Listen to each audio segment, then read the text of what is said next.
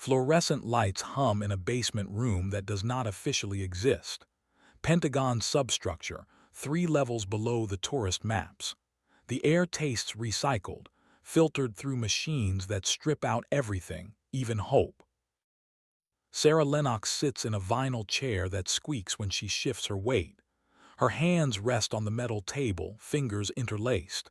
Clean nails. No jewelry. Nothing memorable. The kind of woman you would pass on a sidewalk and forget before the next intersection. Across from her, a man in a dark suit slides a manila folder across the table. No name tag. No introduction. In rooms like this, names are luxuries nobody can afford. You will fail the first physical test, intentionally.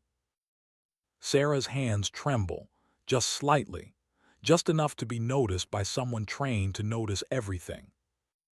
Why? Because Delta Force selection does not expect civilians to pass. They expect you to quit. When you do not, when you keep showing up broken and bleeding, that is when they watch closely. That is when they make mistakes. Sara swallows. The fluorescent buzz fills the silence like static between radio stations, that dead air where ghosts whisper. And if they discover what I am? The man in the suit does not blink. They will not. You are a water purification contractor. Boring. Forgettable. The kind of diversity hire they will dismiss immediately. You will stumble on obstacle courses. You will ask basic questions. You will be exactly what they expect a civilian woman to be. He stands. The chair does not make a sound when he moves. Professionals know how to leave rooms quietly. You have 3 objectives. Survive selection. Identify the leak. Do not break cover. He pauses at the door, hand on the frame. The last woman who tried this did not make it past day 4. They airlifted her out with heat stroke. Real heat stroke. Sara finds her voice. How long ago? 18 months. We still do not know if it was natural or induced. The door closes. The lock engages with a sound like a rifle bolt sliding home. Sara sits alone in the humming light, staring at the folder. She does not open it. She already knows what is inside. Maps of Fort Irwin, dossiers on cadre members, threat assessments written in bureaucratic language that means people might die, and we need to be able to say we warned them. Her hands stop shaking. She presses them flat against the cold table, counts her heartbeat. 62 beats per minute. She slows her breathing. Box method. 4 seconds in. 4 seconds hold. 4 seconds out. 4 seconds empty. 58 beats per minute. Better. She opens the folder. The Mojave Desert stares back at her from satellite imagery, all browns and grays and the kind of empty that swallows men whole. Fort Irwin sprawls across the wasteland like a scar. The National Training Center, where soldiers learn to fight wars before the wars come looking for them. Sara studies the terrain with eyes that have seen worse. Syrian deserts where the sand runs red. Somali scrubland where every shadow hides a gun. Mountains in Yemen where the air is too thin to scream. She has walked through all of them, alone, survived them, alone. This will be different. This time she has to pretend to be weak. That might be the hardest mission yet. Fort Irwin bakes under a sun that does not forgive. 103 degrees at 0600, and the day is just waking up. Sara steps off the bus with 10 men who do not look at her. They have already decided she does not matter. Good. A sergeant built like a fire hydrant with a crew cut stands at parade rest, watching candidates disembark. His name tape reads Dorn, Master Sergeant Jack Dorn. Sara has memorized his file. 22 years in service.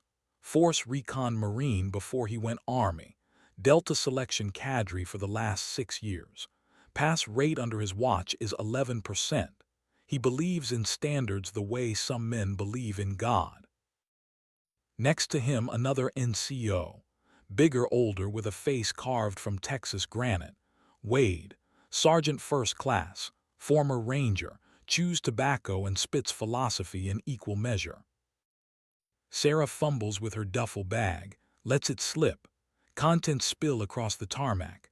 Socks, toiletries, a water bottle that rolls toward Dorn's boots. The men behind her laugh. Not cruel, just confirmation. She is exactly what they expected. A younger soldier, barely out of his teens, steps forward. His name tape says REACE, Corporal Devin Reese, baby face, earnest eyes. "Ma'am, let me help you." Sara looks up, embarrassed. "Thank you, I am sorry, I just—" She trails off, lets her hands flutter, the universal language of civilian incompetence. Reese gathers her belongings with careful hands. His fingers pause on a small notebook that fell open, pages filled with neat handwriting. Lists, checklists, questions. "You take a lot of notes, ma'am." "I do not want to forget anything." Sara's voice carries just the right amount of anxiety. "This is important to me." Reese smiles, genuine.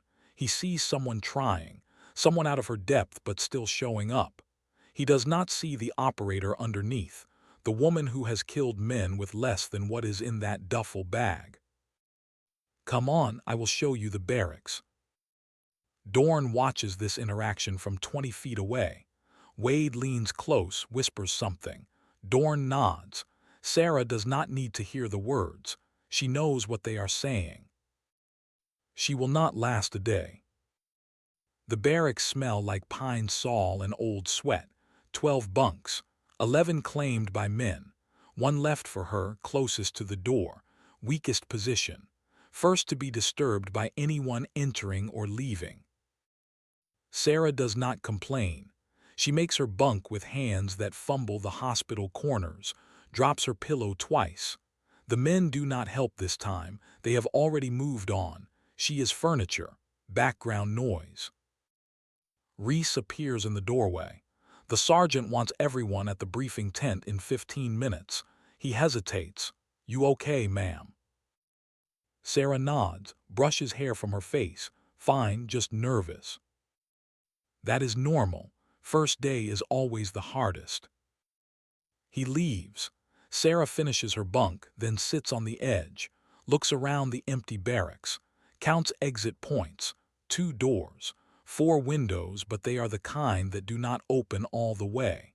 Fire hazard regulations written by people who never had to escape a burning building with hostiles outside. She pulls out her phone. No signal. Expected. Fort Irwin is a dead zone by design. No calls home. No social media updates.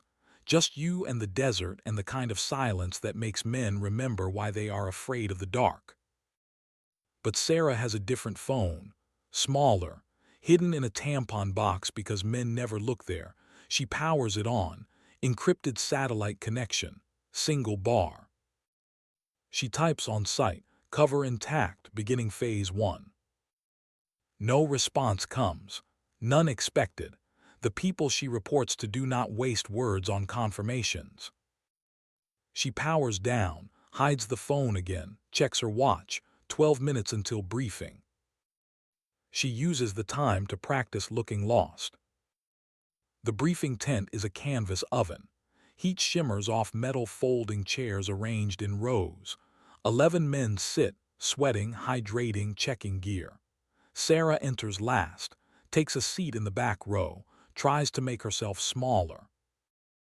Dorn stands at the front next to a topographic map of terrain that looks like the surface of Mars. Wade hands him a clipboard.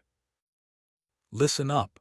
Delta Force selection is the hardest course in the U.S. military. Harder than Ranger School. Harder than SEAL training. Harder than anything you have experienced. The washout rate is 89%. Most of you will not be here in a week."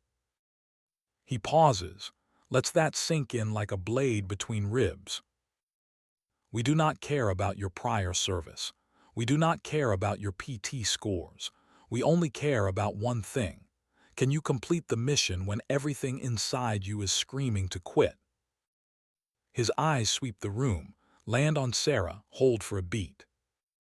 Some of you are here because of policy changes, diversity initiatives, political pressure. He does not say her name, does not need to. Everyone knows who he means. I do not care about politics, I care about standards. You will be evaluated by the same metrics as every other candidate. No handicaps, no special treatment. You succeed or fail on your own merit. Sara keeps her face neutral, does not react, does not give him the satisfaction. Wade steps forward. Tomorrow, 0500, you will complete the baseline physical assessment, obstacle course, 12-foot wall, rope climb, tire drag. You have 14 minutes. Failure means you are recycled to the next selection cycle. 3 failures and you are dropped. He grins. It is not a friendly expression. After that, we start the fun stuff. Land navigation, 40-mile ruck marches, sleep deprivation, stress inoculation. And for those of you who make it that far, the 72-hour solo exercise in the Mojave. A candidate raises his hand. Former Army based on his haircut. What is the solo exercise? Dorn answers. You will navigate 60 miles of desert terrain. Alone, 4 checkpoints, 3 days, minimal water, no support. If you quit, you fire a signal flare and we extract you. If you do not quit, you prove you have what it takes to operate alone in hostile territory. He looks at Sara again. Not everyone is built for that. The briefing continues.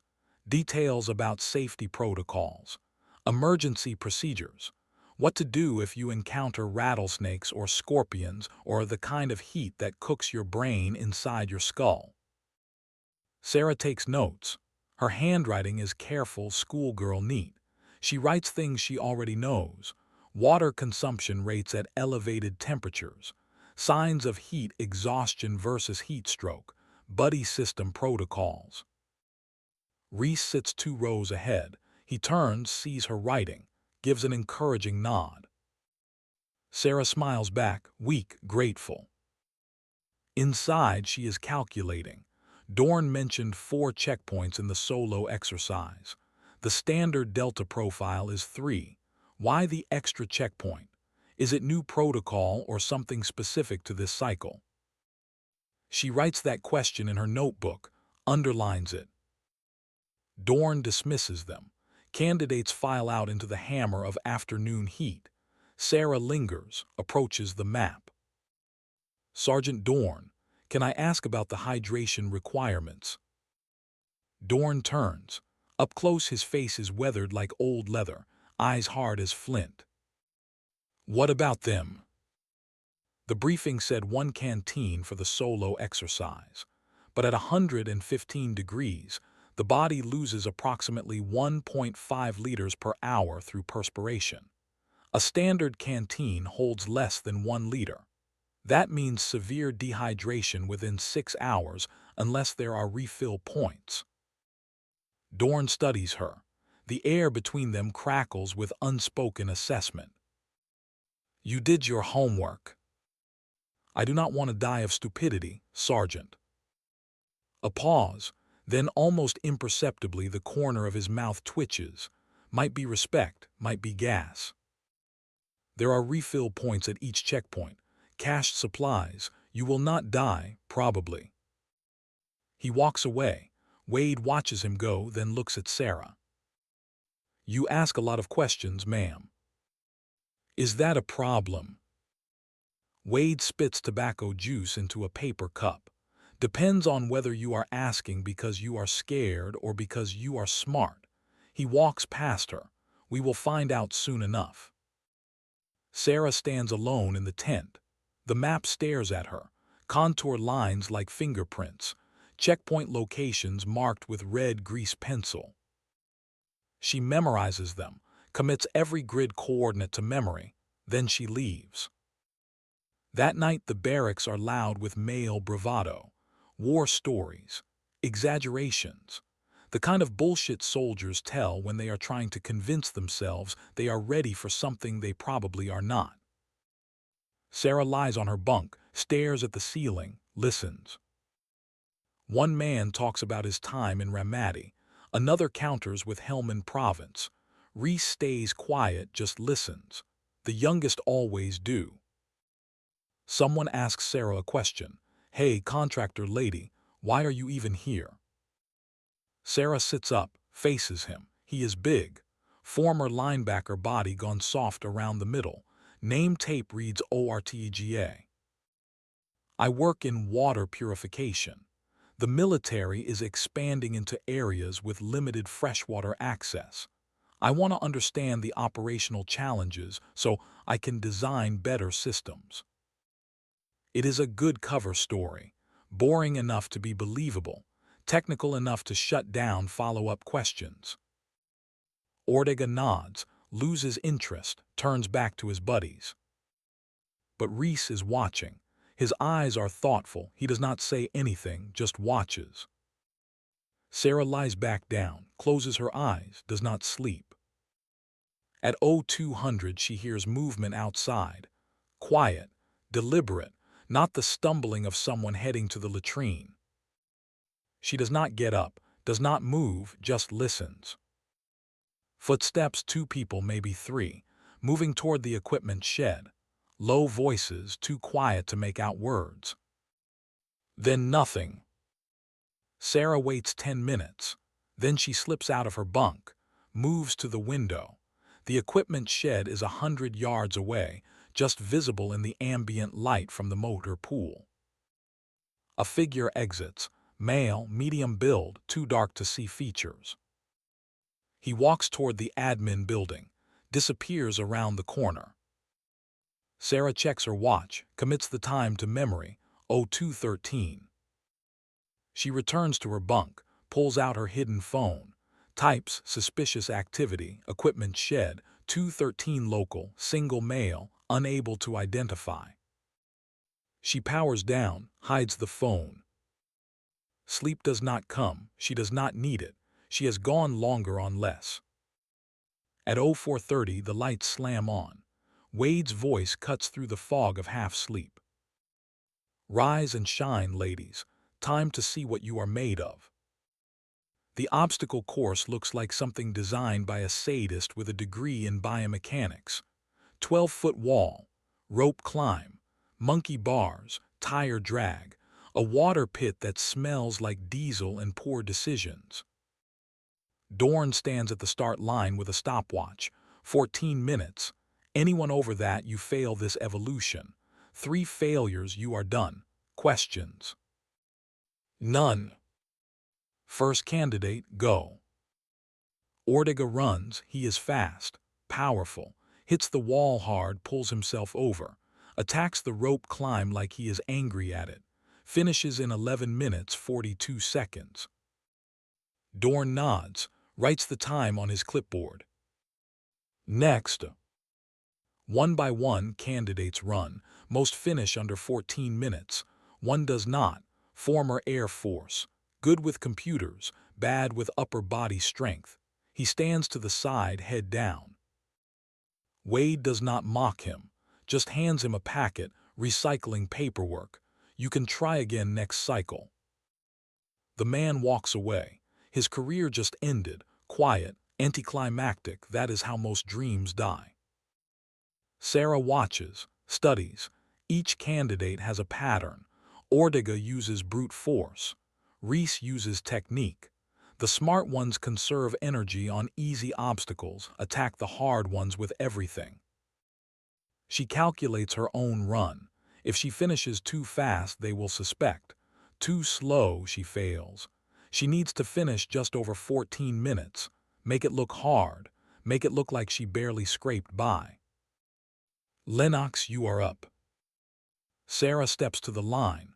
Her heart rate is 68 beats per minute, elevated but controlled. Go. She runs, not fast, deliberate, reaches the wall, jumps. Misses the top edge, falls back, tries again, gets fingertips over, struggles, pulls, her arms shake. Real shaking because muscle fatigue is muscle fatigue even when you are faking. She gets over, 11 minutes elapsed. Rope climb. She wraps her legs wrong, slips down 6 inches, curses, resets, climbs, slow, agonizing. 13 minutes. Monkey bars, she swings, misses the third bar, falls into sand, gets up, tries again, makes it across. 13 minutes 50 seconds. Final obstacle, tire drag, 200-pound tire on a chain, 50 yards. She grabs the chain, pulls, the tire does not move. She pulls harder, it slides an inch. Dorn watches, expressionless. Sara leans her whole body into it, digs her boots into the sand, moves the tire 1 foot, 2 feet, 5 feet. Her vision tunnels. The edge of her peripheral vision darkens. Lactic acid screams through her muscles. She pulls. 40 yards, 45 yards, 50 yards. She crosses the line, collapses. Dorn clicks the stopwatch, 14 minutes, 18 seconds. Failure. Sara gasps for air, real gasps. She pushed herself that hard, needed to. Dorn stands over her. You have 2 more attempts. Report to the start line in 30 minutes. She nods, cannot speak yet, lungs burning. Medic checks her vitals. Heart rate 190. You need to slow down, ma'am. You are going to hurt yourself. I am fine. She sits up, just need water. The medic hands her a bottle. She drinks. Slow, controlled. Replaces electrolytes from a packet in her pocket. The medic does not notice. He is already moving to the next candidate. Reese jogs over. Ma'am, you almost had it. Just pace yourself better on the tire drag. Sara nods, grateful. I will try. He means it kindly. Does not realize she paced it perfectly. Failed by exactly 18 seconds. Enough to look weak, not enough to look hopeless. Second attempt. Sara shaves off 90 seconds. Finishes at 12 minutes 48 seconds. Dorn writes it down. Better, 1 more to go. Third attempt. She is exhausted now, really exhausted. 3 full course runs in 90 minutes. Her muscles are honest. They do not care about cover stories. She runs, hits the wall, over, rope climb, up, monkey bars, across, tire drag. This time she finds rhythm, leans into the pain, uses her legs, pulls. Crosses the line at 11 minutes, 53 seconds. Dorn nods, pass, barely. Sara collapses again. This time she does not have to fake it. The world spins. She tastes copper, blood from somewhere. Maybe she bit her cheek. Reese helps her to the shade. You did it, ma'am. 3 tries, but you did it. Sara leans against the tent pole. Thanks to your advice. The pacing helped. Reese beams, happy to help. Wade approaches. Hands her an electrolyte packet. You push hard for a civilian. Most diversity hires quit after first failure. I am not most people, Sergeant. Wade studies her, then he walks away, no comment. That night Sara's body screams, every muscle, every joint. She has pushed herself to limits she has not touched in months. Maintaining cover required actual suffering. She lies in her bunk, listens to the others. They talk about tomorrow's land navigation, basic stuff, map and compass, 3 checkpoints, 8 hours. Sara knows land navigation like she knows breathing. She has walked grid coordinates across 3 continents, navigated by stars when GPS failed, found water in terrain where none should exist. Tomorrow she will pretend to be lost. But tonight she has work to do. At 0100, when everyone is asleep, Sara slips out, moves through shadows toward the equipment shed, the same shed where someone walked at 0213 the night before. The door is locked, standard padlock. She pulls a pick set from her boot, works the lock in darkness. 17 seconds, the door opens. Inside, rows of equipment, rucksacks, canteens, first aid kits, everything pre-staged for the solo exercise. Sara moves through the shed, does not use a light. Her fingers read the equipment like Braille, standard issue, standard packing, everything regulation. Except one rucksack, third row, fourth position. The weight is wrong, she lifts it, too light. She opens it. Inside, the canteen is full. She unscrews the cap, smells it, water, normal. But when she pours a small amount into her palm, the viscosity is off, just slightly, thicker than water should be. She pulls out a field test strip from her pocket, the kind used to test for chemical contamination, dips it in the water.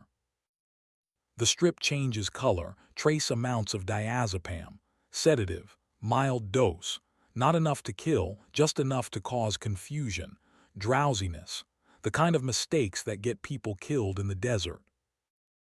Sara's face goes cold. Someone tampered with this gear. Someone wants a candidate to fail, to die.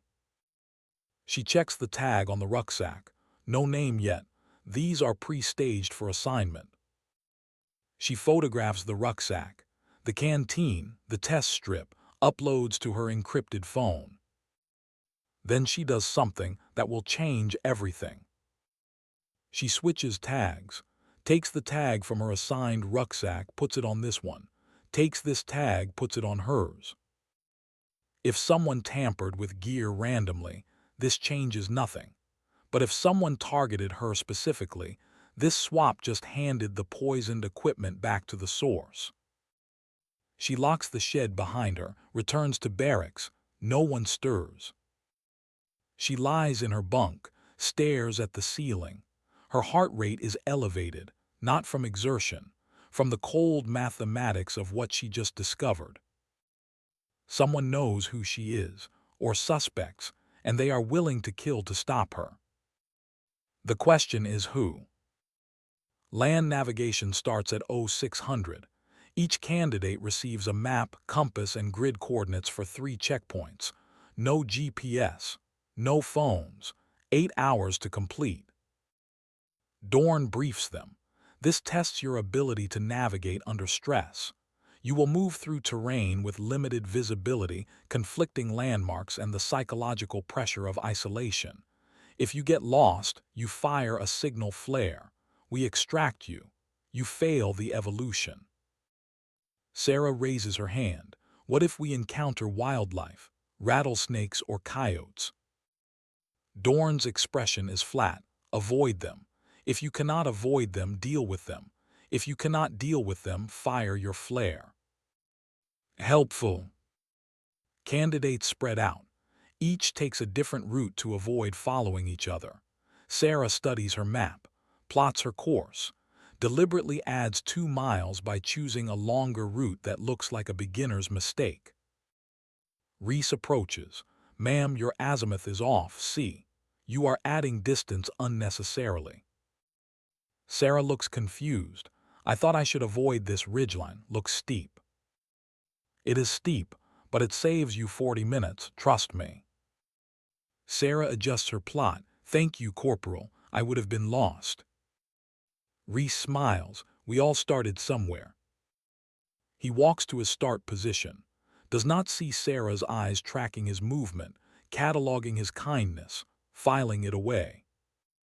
The terrain is brutal, mesquite and creosote bush, rocks that turn ankles, sand that shifts underfoot like liquid, temperature climbs past 105.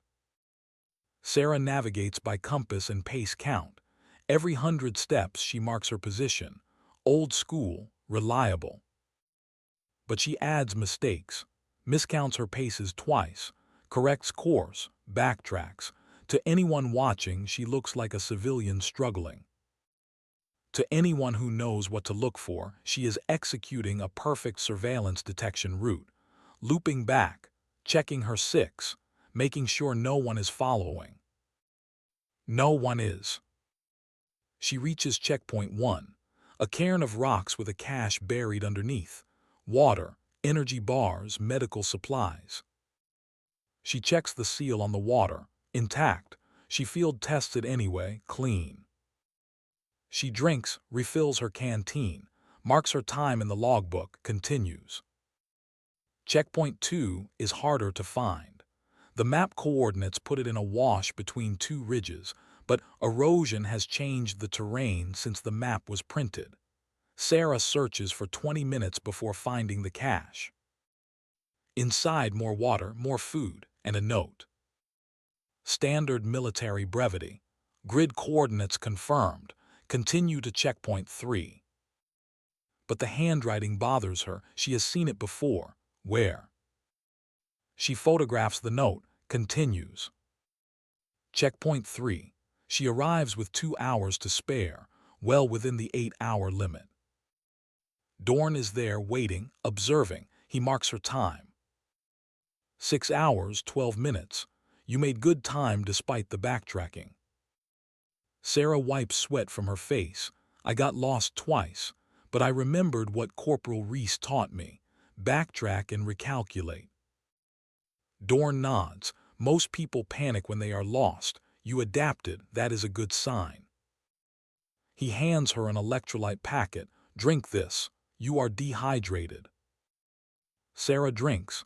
The packet tastes like artificial orange and salt. She finishes it. Thank you, Sergeant. Dorn watches her. His eyes are different now, not hostile, assessing. Tomorrow is a rest day. Hydrate, recover. The real test starts day after, 40-mile ruck march, 50-pound pack, 12 hours, no failures. Understood. Dismissed. Sara walks back to base. Her body aches. Her feet blister inside her boots, but her mind is electric. She found the tampered water. She survived the navigation. She maintained her cover. But someone is still out there, watching, waiting. That night, Reese finds her outside the barracks. She is treating her blisters with moleskin and duct tape. Old infantry trick. Ma'am, can I ask you something? Of course. Why are you really here? I mean, I know the official reason, water purification, but you could study that from reports. Why put yourself through this? Sara looks at him, really looks. He is 19, maybe 20. Too young for the cynicism that comes with age, still believes in raisins, in purpose. My father was a soldier. She has never said this before. Never had a father. Foster care does not give you fathers, but the lie feels true when she says it. He died when I was 12. I never understood what he did, what he sacrificed. I thought if I could walk even a small part of his path, maybe I could understand him. Reese nods slowly. My dad was Army too, Ranger Battalion, KIA in Kandahar 2011. I was 7. I am sorry. He was a good man, tough but fair. He used to say fear is just information. Listen to it, do not obey it. Sara feels something crack inside her chest, an emotion she cannot afford. She pushes it down. Your father sounds wise. He was. Reese looks at the desert. The sun is setting, painting everything red and gold. He would have liked you. You do not pretend to be something you are not. You just keep showing up. Sara wants to tell him the truth, that she is exactly pretending to be something she is not, that every stumble, every question, every moment of weakness is calculated. But she does not, because Reese is good, and good people deserve better than the truth sometimes. Thank you, Corporal. That means more than you know. He nods, walks away. Sara sits alone, finishes taping her feet. The sun drops below the horizon. Temperature plummets 20 degrees in 30 minutes. Desert night comes fast. She pulls out her encrypted phone. Types, tampering confirmed. Diazepam in water cache. Switch tags to test if targeted. Awaiting next move. The response comes faster than expected. Do not trust anyone. Leak is close. 72-hour solo exercise is the kill box. Survive it. We will extract after. Sara stares at the message. Kill box. Military term for a geographic area where you concentrate fire to destroy the enemy. Someone is going to try to kill her in the desert. Make it look like an accident. Heat stroke. Dehydration. Navigation error. The kind of tragic training accident that happens sometimes, gets investigated and ultimately blamed on the victim. She types back, understood, will complete mission. The phone powers down. She hides it. Across the compound, lights glow in the admin building. Inside, Dorn sits at his desk reviewing candidate files. Sara Lennox, age 31, civilian contractor, educational background, employment history, references. He picks up his phone, dials a number. Registrar's office, California Polytechnic. Yes, I need to verify a degree. Sara Lennox, graduated 2015, civil engineering. A pause, keyboard clicking. Sir, I show no record of a Sara Lennox in that graduating class. Dorn's expression does not change. Are you certain? Yes, sir. I have checked 2014 through 2016. No Lennox. Thank you. He hangs up, sits in silence. Then he opens a locked drawer, pulls out a file marked classified. Inside, a different dossier, thinner, pages redacted, entire paragraphs blacked out. But one line is visible. Ground Branch, Tripoli Station, 2019 to 2021. Dorn closes the file, locks it away. He stares at Sara's official file, the fake one. Then he makes a decision. He picks up his desk phone, dials an internal extension. Colonel Mackenzie, we need to talk about the Lennox candidate. In another building, Lieutenant Colonel Claire Vance watches the same compound through thermal imaging. Her laptop shows heat signatures moving through barracks. One signature, isolated from the others. Sara. Vance's phone buzzes. Encrypted message from her handler at Defense Intelligence Agency. Asset performing above expectations. Leak has taken bait. Prepare for escalation during solo exercise. Rules of engagement. Observe only. Do not intervene unless life threat is imminent. Vance types back. Define parameters for imminent. Response, clinical death. Anything less she handles alone. Vance closes her laptop, whispers to the empty room. You better be as good as they say you are, Lennox. The night deepens. Fort Irwin settles into the rhythm of a military base after hours. Guard rotations, periodic radio checks, the distant sound of coyotes testing the fence line. In the barracks, Sara lies awake. She has identified 17 ways someone could kill her during the solo exercise. Tampered water, false grid coordinates, sabotaged equipment, a staged accident, a paid local posing as a lost hiker. She runs through scenarios, probabilities, countermeasures. Her heart rate is 56 beats per minute, calm, controlled. She is ready. Tomorrow they rest, the day after the 40-mile ruck march, then a final equipment check, then the solo exercise. 72 hours alone in the Mojave, no support, no backup, just her and whoever wants her dead. Sara smiles in the darkness. It is not a pleasant smile. It is the smile of a predator who just realized the hunt is about to get interesting. She whispers to herself, too quiet for anyone to hear. Come find me. Let us see who is better at this game. Outside, the desert wind picks up. It carries sand and secrets in equal measure. Somewhere out there in the vastness of the Mojave, a piece of terrain waits. The devil's anvil, where the heat hammers down and the only thing harder than the ground is the truth. Sara will walk into that anvil in 3 days. Someone expects her to break.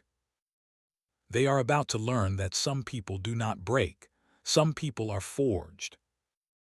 And Sara Lennox was forged a long time ago, in deserts far worse than this, against enemies far more dangerous than whoever is waiting for her in the Mojave.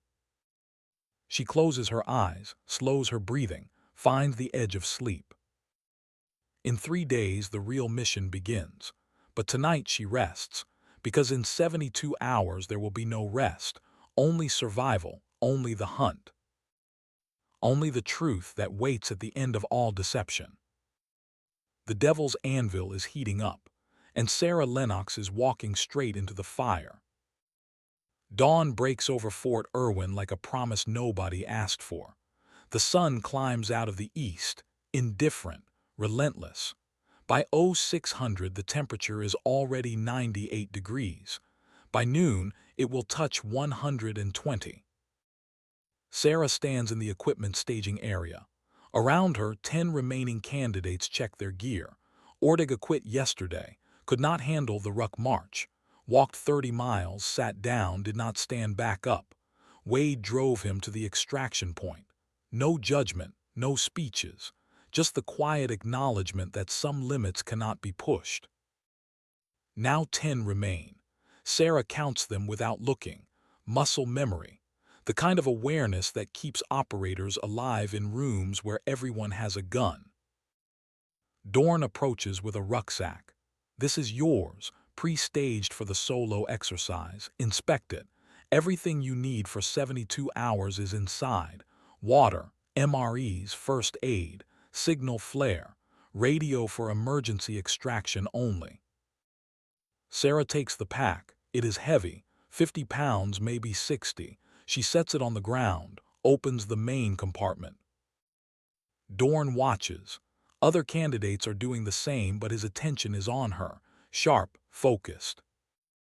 Sara inventories the contents. 2 MREs, 4 energy bars, medical kit, compass, map sealed in waterproof case, paracord, space blanket, signal flare, radio. And 2 canteens. She picks up the first canteen, standard issue, 1 liter capacity. She unscrews the cap, sniffs. Water, clear. She pours a small amount into her palm, rubs it between her fingers. Viscosity normal. She reaches for the second canteen. Dorn's posture shifts, imperceptible, just a tightening around his eyes. Sara unscrews the cap, sniffs, also water, but when she pours it the flow is different, slightly thicker. The way water moves when it has been mixed with something water-soluble. She does not react, does not pause, just screws the cap back on, places both canteens in her pack.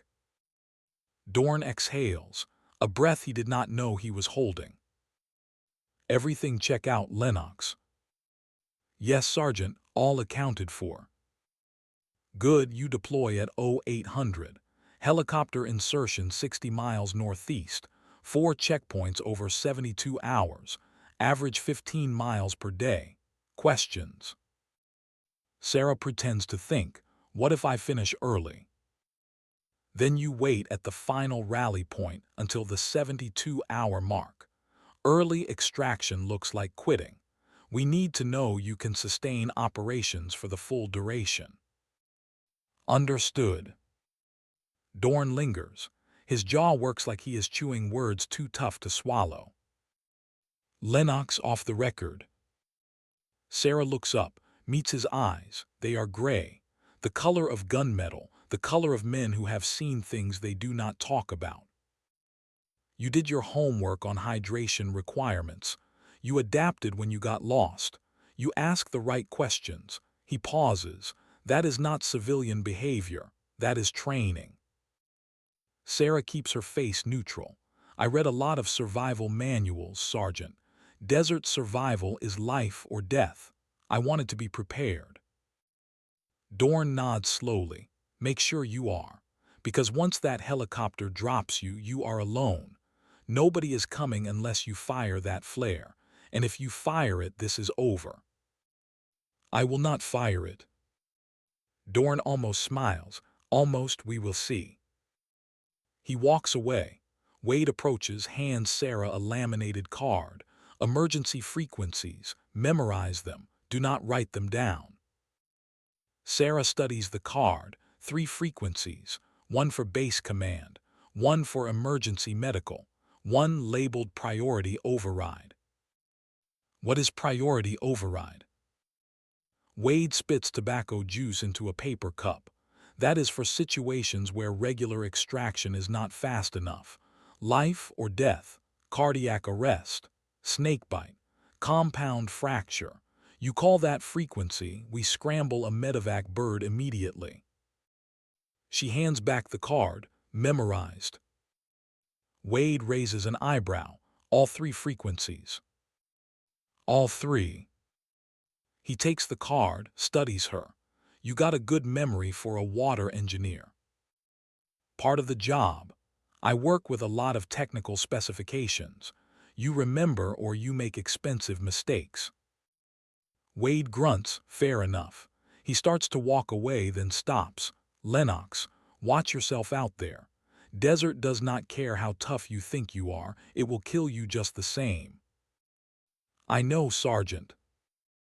No, he turns back. His face is serious, lined with years and scars and the kind of wisdom that only comes from watching people die. You do not know. None of you do, not until you are out there. Alone. When the sun is cooking your brain and the hallucinations start and you would trade everything you own for a shadow. Sara meets his gaze steady. Then I will learn, Sergeant, same as everyone else. Wade nods, walks away. Reese appears at her elbow, nervous energy radiating off him like heat shimmer. Ma'am, you ready for this? Sara shoulders her pack, adjusts the straps, as ready as I can be. I have been reading about desert survival. Did you know the human body can survive up to 3 days without water, but in extreme heat it is more like 12 hours? I did know that, which is why I am going to be very careful with my water consumption.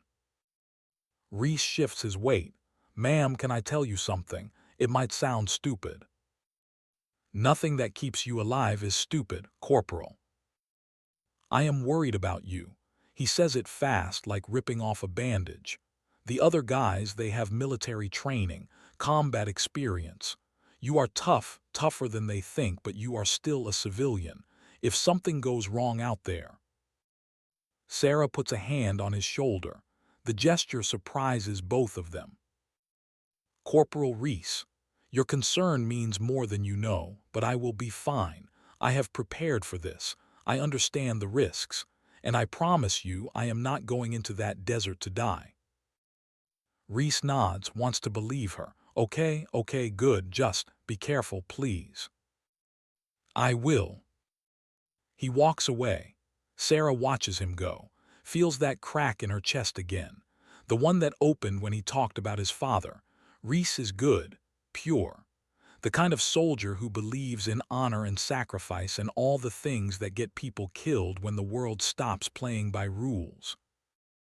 She hopes he survives this career, but she has seen too many good men fall to believe hope is enough. At 07:45, candidates board 2 Blackhawk helicopters, 5 per bird. Sara is in the second helicopter with Reese, 2 former Marines, and a former Ranger who has not spoken more than 10 words since selection started. The rotors spin up. The world compresses into noise and vibration. Sara closes her eyes, lets the sound wash over her. She has flown in helicopters over Afghanistan, Iraq, Syria, Yemen. The sound is universal, the mechanical heartbeat that carries warriors into places where they might not come back from. The helicopter lifts, the ground drops away. Fort Irwin becomes a collection of tan buildings against tan earth. Then it becomes nothing, just desert, endless, merciless. Sara opens her eyes, looks out the open door. Wind tears at her face. Below, the Mojave scrolls past. Sand, rock, occasional scrub brush clinging to existence. No roads, no structures, no signs of human presence. This is where she will spend the next 72 hours. Alone, hunted. She checks her watch. 07:56. The crew chief holds up 5 fingers. 5 minutes. Sara tightens her pack straps, checks her bootlaces, runs through her mental checklist: water, food, compass, map, signal, flare, radio. And the knowledge that someone, somewhere in this desert, wants her dead. The helicopter descends. Rotor wash kicks up sand in stinging clouds. The crew chief points. Sara nods, unclips her safety line, moves to the door. The skids touch down. She jumps, lands in sand that shifts like water under her boots. The pack drives her down, but her knees absorb the impact. Practiced, professional. The helicopter lifts immediately. No goodbyes, no encouragement, just the rotor wash and the sand and the brutal weight of isolation. Sara watches it climb, watches it turn, watches it disappear into the white sky. Silence rushes in to fill the space where the engine noise was. Complete silence. The kind of quiet that makes you hear your own heartbeat, your own breathing, your own thoughts running in circles. Sara stands in that silence, does not move, just breathes, orients herself. The sun is already high, temperature 108 degrees. Heat radiates off the sand in visible waves. She pulls out her map, studies the terrain. Her insertion point is marked with a red X. Checkpoint 1 is 14 miles northeast. On flat ground with good conditions, that is a 4-hour walk. In this terrain, in this heat, it will take 8. She pulls out her compass, shoots an azimuth, 342 degrees. She picks a distant landmark, a mesa that looks like a broken tooth against the horizon. She starts walking. The first hour is manageable. The pack settles into a rhythm on her shoulders. Her boots find purchase in the sand. She maintains a steady pace. 40 minutes walking, 10 minutes rest. The ratio that allows human beings to cover distance without destroying themselves. During the rest breaks, she drinks. Small sips, 50 milliliters every 10 minutes. Enough to maintain hydration, not enough to deplete her supply. She is carrying 2 liters of water. At current consumption rate, she has approximately 12 hours before she needs to refill. Checkpoint 1 should have a cache.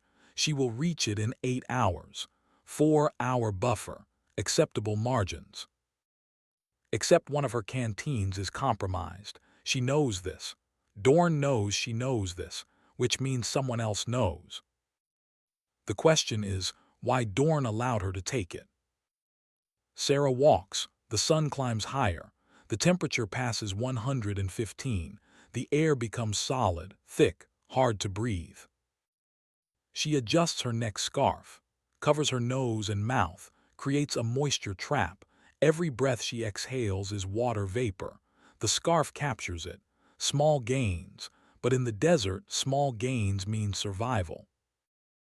At the 2-hour mark, she stops, not for rest, for observation. She climbs a low rise, lies flat at the top, pulls out her compact monocular, scans her back trail. Nothing, no dust clouds, no movement, no signs of pursuit. She scans ahead. The mesa is closer now, maybe 4 miles. Beyond it, terrain drops into a dry wash. That is where checkpoint 1 should be. She glasses the area around the checkpoint, looking for anything unusual: vehicle tracks, disturbed ground, footprints. She sees something, faint, at the edge of her monocular's range, a reflection, brief, like sunlight off glass or metal. Someone is there, waiting. Sara lowers the monocular, thinks. The smart play is to avoid the checkpoint, navigate around it, Find water from natural sources. Complete the exercise without touching the caches. But that would not reveal who is hunting her, and revelation is part of her mission. She needs to know who and why and who sent them. So she will go to checkpoint 1, but not the way they expect. She descends the rise, alters her course. Instead of heading straight for the checkpoint, she angles east, adds 3 miles to her route, will approach the checkpoint from the flank, not the front. The extra distance costs her 90 minutes and precious water, but it buys her the element of surprise. At hour 5, she reaches the dry wash. The checkpoint is half a mile ahead. She can see the cairn of rocks marking the cache location. She does not approach, not yet. Instead, she finds a position in the rocks, shaded, concealed, and she waits. 20 minutes, 30, 40. Then she sees him. A man, civilian clothes, hiking boots, ball cap, civilian GPS unit on his belt. He walks to the cairn, kneels, checks something. Then he moves away, finds a position in the rocks 200 yards from the cache, settles in, watching. Sara photographs him with her phone, zooms in. His face is weathered, 40s, maybe early 50s, Hispanic features. She does not recognize him from base. But his positioning is professional, his movements efficient. This is not a hiker who got lost. Sara waits another hour. The man does not move, disciplined, patient. She considers her options. She could neutralize him, approach from his blind side, incapacitate him, question him. But that would reveal her capabilities, break her cover, and if he is working for whoever is testing her, it might trigger an escalation. Better to play the game, let him watch, let him report, let the enemy think their plan is working. She circles wide, approaches the checkpoint from the opposite direction, makes noise, stumbles on loose rock, acts like a civilian who does not know how to move quietly. The man's head turns, he sees her, raises binoculars.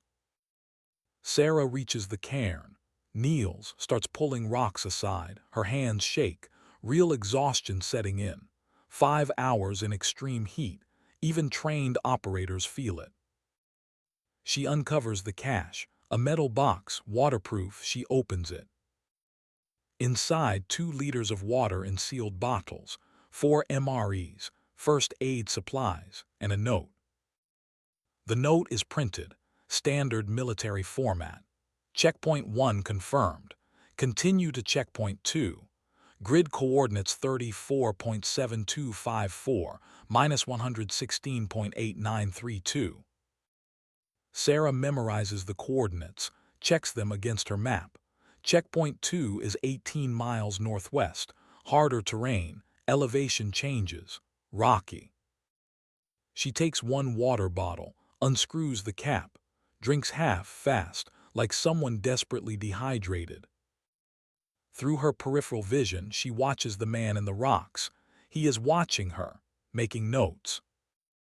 Sara reseals the cache, stands, sways slightly, catches herself, checks her compass, shoots an azimuth toward checkpoint 2. She walks, unsteady, the performance of someone at their limit. The man watches her go. When she is 500 yards away, he pulls out a satellite phone, makes a call. Sara does not look back, but she hears it, the faint sound of his voice carrying across the desert silence. She is at checkpoint 1, drank the water, moving to checkpoint 2. Subject appears fatigued but functional. Sara keeps walking. Her face is neutral, but inside her mind is racing. Someone hired a spotter, someone with resources, someone who wants real-time intelligence on her movement. This is bigger than a training accident. This is surveillance, tracking, preparation for something worse. She walks for another 2 hours, puts distance between herself and the spotter. Then she finds a shaded overhang in a rock formation, stops, rests.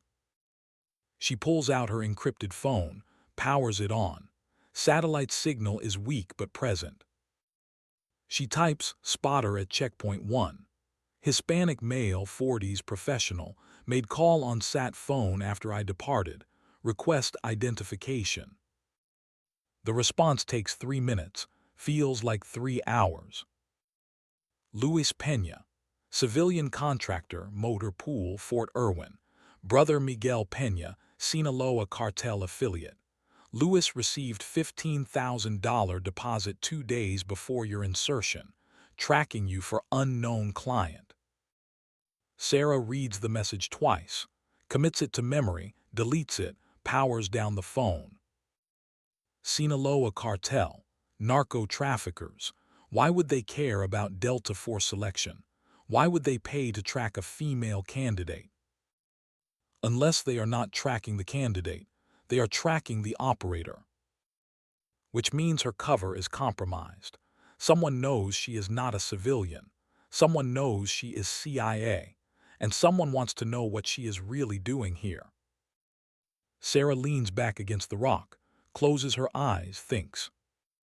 If her cover is blown, her mission is over. She should extract, call Vance, abort. But if she extracts, the leak wins. Whoever is selling information to the cartel stays hidden. The threat continues. She needs to finish, needs to draw them out, needs to make them commit. She checks her water. She drank half the bottle from checkpoint 1. That was a performance. She poured most of it on the ground while the spotter watched. She still has her original 2 liters minus what she has actually consumed. Approximately 1.4 liters remaining, enough for another 16 hours if she is careful. She will skip checkpoint 2, navigate around it, avoid the caches entirely, find her own water. She has done this before. Syrian Desert, 11 days, no resupply. She survived by finding moisture in the deep sand beneath acacia trees, by filtering water through charcoal and cloth, by moving only at night. The Mojave is harsh, but Syria was worse. Syria had people trying to kill her. Here they are just watching. For now. Night falls fast in the desert. The sun drops below the horizon and the temperature plummets, from 120 to 75 in 2 hours. Sara's sweat-soaked shirt becomes ice against her skin. She pulls out her space blanket, wraps it around her shoulders. The mylar reflects her body heat, keeps her core temperature stable. She does not build a fire. Fire is a signal. It says, "Here I am, come find me." Sara has no interest in being found. She eats half an MRE, chicken and rice. It tastes like cardboard and regret, but it is calories, fuel. She drinks 50 milliliters of water, forces herself to stop, discipline over desperation. Then she navigates by stars. Polaris, the North Star, constant, reliable. She shoots an azimuth using Polaris and her watch, an old trick. Point the hour hand at the sun. Bisect the angle between the hour hand and 12.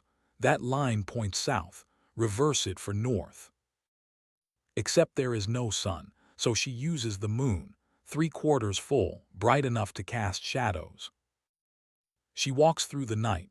The terrain is treacherous, rocks hidden in shadow, cactus that tears clothing and skin, dry washes that drop away without warning. But she is good at this, has walked through worse. Her feet find purchase, her balance adjusts. She covers 6 miles before midnight. At midnight she stops, rests, drinks, eats an energy bar. She checks her phone. No signal, too deep in the terrain. Mountains blocking satellite line of sight. She powers it down, saves battery. Lies back on the sand, looks up at the stars. There are millions. The kind of night sky you only see in places far from cities, far from light pollution, far from civilization. Sara used to love this. The stars, the silence, the feeling of being small in a universe too big to comprehend. Now it just reminds her how alone she is. She closes her eyes, sleeps in 20-minute intervals, 20 minutes unconscious, 20 minutes alert. The combat sleep cycle, never deep, never unguarded. At 0400 she hears it, distant, mechanical, a vehicle engine. She sits up, listens. The sound is coming from the north, maybe 2 miles away, moving slowly, headlights sweeping across the terrain. Searching. Sara moves, quickly, finds a depression in the ground, lies flat, pulls her pack close, covers herself with her space blanket. The mylar reflects the ambient temperature, makes her thermal signature blend with the ground. The vehicle comes closer. She hears it stop, doors open, voices. 2 men speaking Spanish, low tones, professional. She does not move, does not breathe heavy, slow breaths, shallow, the kind that do not move your chest enough to be seen. Flashlight beams sweep the area, pass over her position, move on. One man says something, the other laughs. They get back in the vehicle, drive away. Sara waits 30 minutes, then she stands, brushes sand off her clothes. They are hunting her, not random patrol, hunting. She needs to move faster, put distance between herself and wherever they think she is. She walks through the pre-dawn darkness, pushes her pace, 7 miles before sunrise. When the sun comes up, she is 12 miles from where she started yesterday. 48 hours remain, 2 more checkpoints, 30 miles. She can do this, she has done harder. But the margin for error is shrinking. At 0800 she finds water, not a cache, not a checkpoint, real water. A seep, where underground moisture reaches the surface. It pools in a depression beneath a cluster of mesquite trees. The water is brackish, cloudy, but it is water. Sara kneels, digs deeper with her hands, the sand darkens, water fills the hole, slow, patient. She pulls out her filtration straw, a compact device, ceramic filter, activated charcoal, removes bacteria, parasites, sediment. She drinks. The water tastes like minerals and earth, but it is clean, safe. She refills both canteens, treats them with iodine tablets, extra insurance. Then she rests, 2 hours in the shade of the mesquite trees, letting her body recover, rehydrate, rebuild. At 1000 her phone buzzes, signal regained. Message from Vance. Peña's vehicle tracked to grid 34.8012, minus 116.7721. 2 additional vehicles joined him at 0300. Recommend evasion protocols. Sara checks the grid coordinates. That is 8 miles from her current position. They were close, closer than she thought. She types back, continuing mission. Request no intervention unless I signal. Vance's response is immediate, negative. DIA Overwatch is authorized to intervene if threat escalates to lethal force. Sara types understood, will signal if needed. She powers down, hides the phone. 3 vehicles, that is 9 to 12 men. Cartel sicarios probably, armed, experienced, hunting one woman in a desert they know better than she does. The smart play is extraction. Fire the signal flare, get out. But Sara did not come here to play it smart. She came here to finish the mission. She shoulders her pack, checks her compass. Checkpoint 3 is 16 miles west. She will not go there, will not give them a predictable target. Instead, she heads south, deeper into the wilderness, toward terrain so rough that vehicles cannot follow. She walks, the sun climbs, the heat builds, 118 degrees by noon, 123 by 1 p.m. Sara's vision starts to tunnel. Heat exhaustion, early stages. She recognizes the symptoms, dizziness, nausea, confusion. She stops, finds shade, forces herself to rest.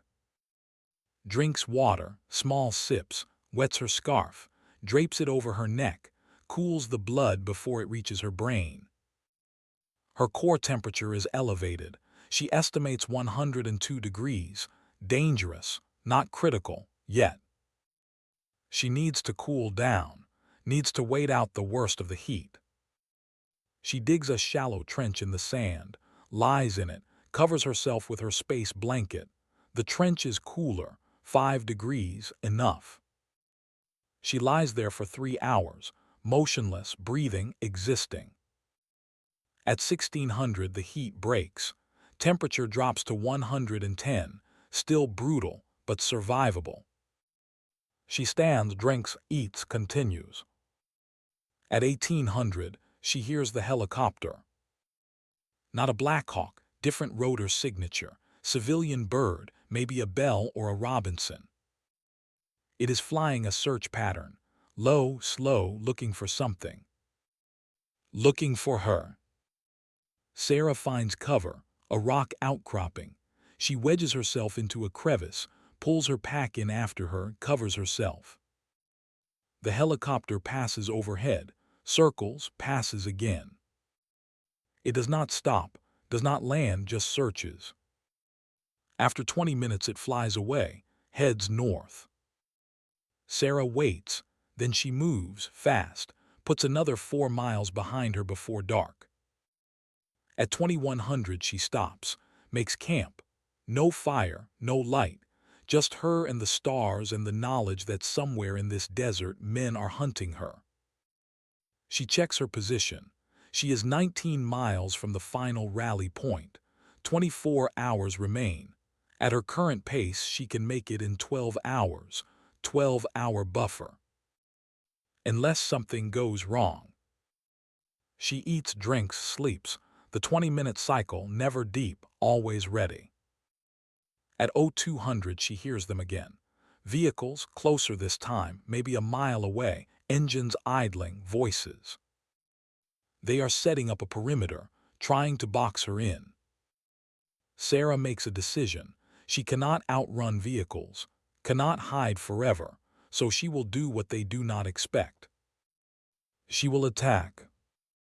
Not with violence, with information. She will find them, photograph them, identify them, give Vance everything she needs to dismantle the entire network.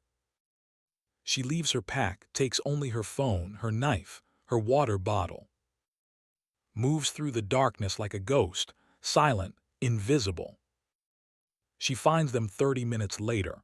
3 vehicles parked in a triangle, 6 men, sitting, smoking, drinking coffee from thermoses. They are not military, not disciplined. 1 man has a rifle, 2 have pistols visible, the others unknown. Sara photographs them, uses her phone's night mode. The images are grainy but usable. She circles around, gets closer, listens. They speak Spanish. 1 man is on a sat phone, giving coordinates, receiving instructions. Sara records the conversation. Her phone translates in real time. Client wants confirmation. Is she still moving?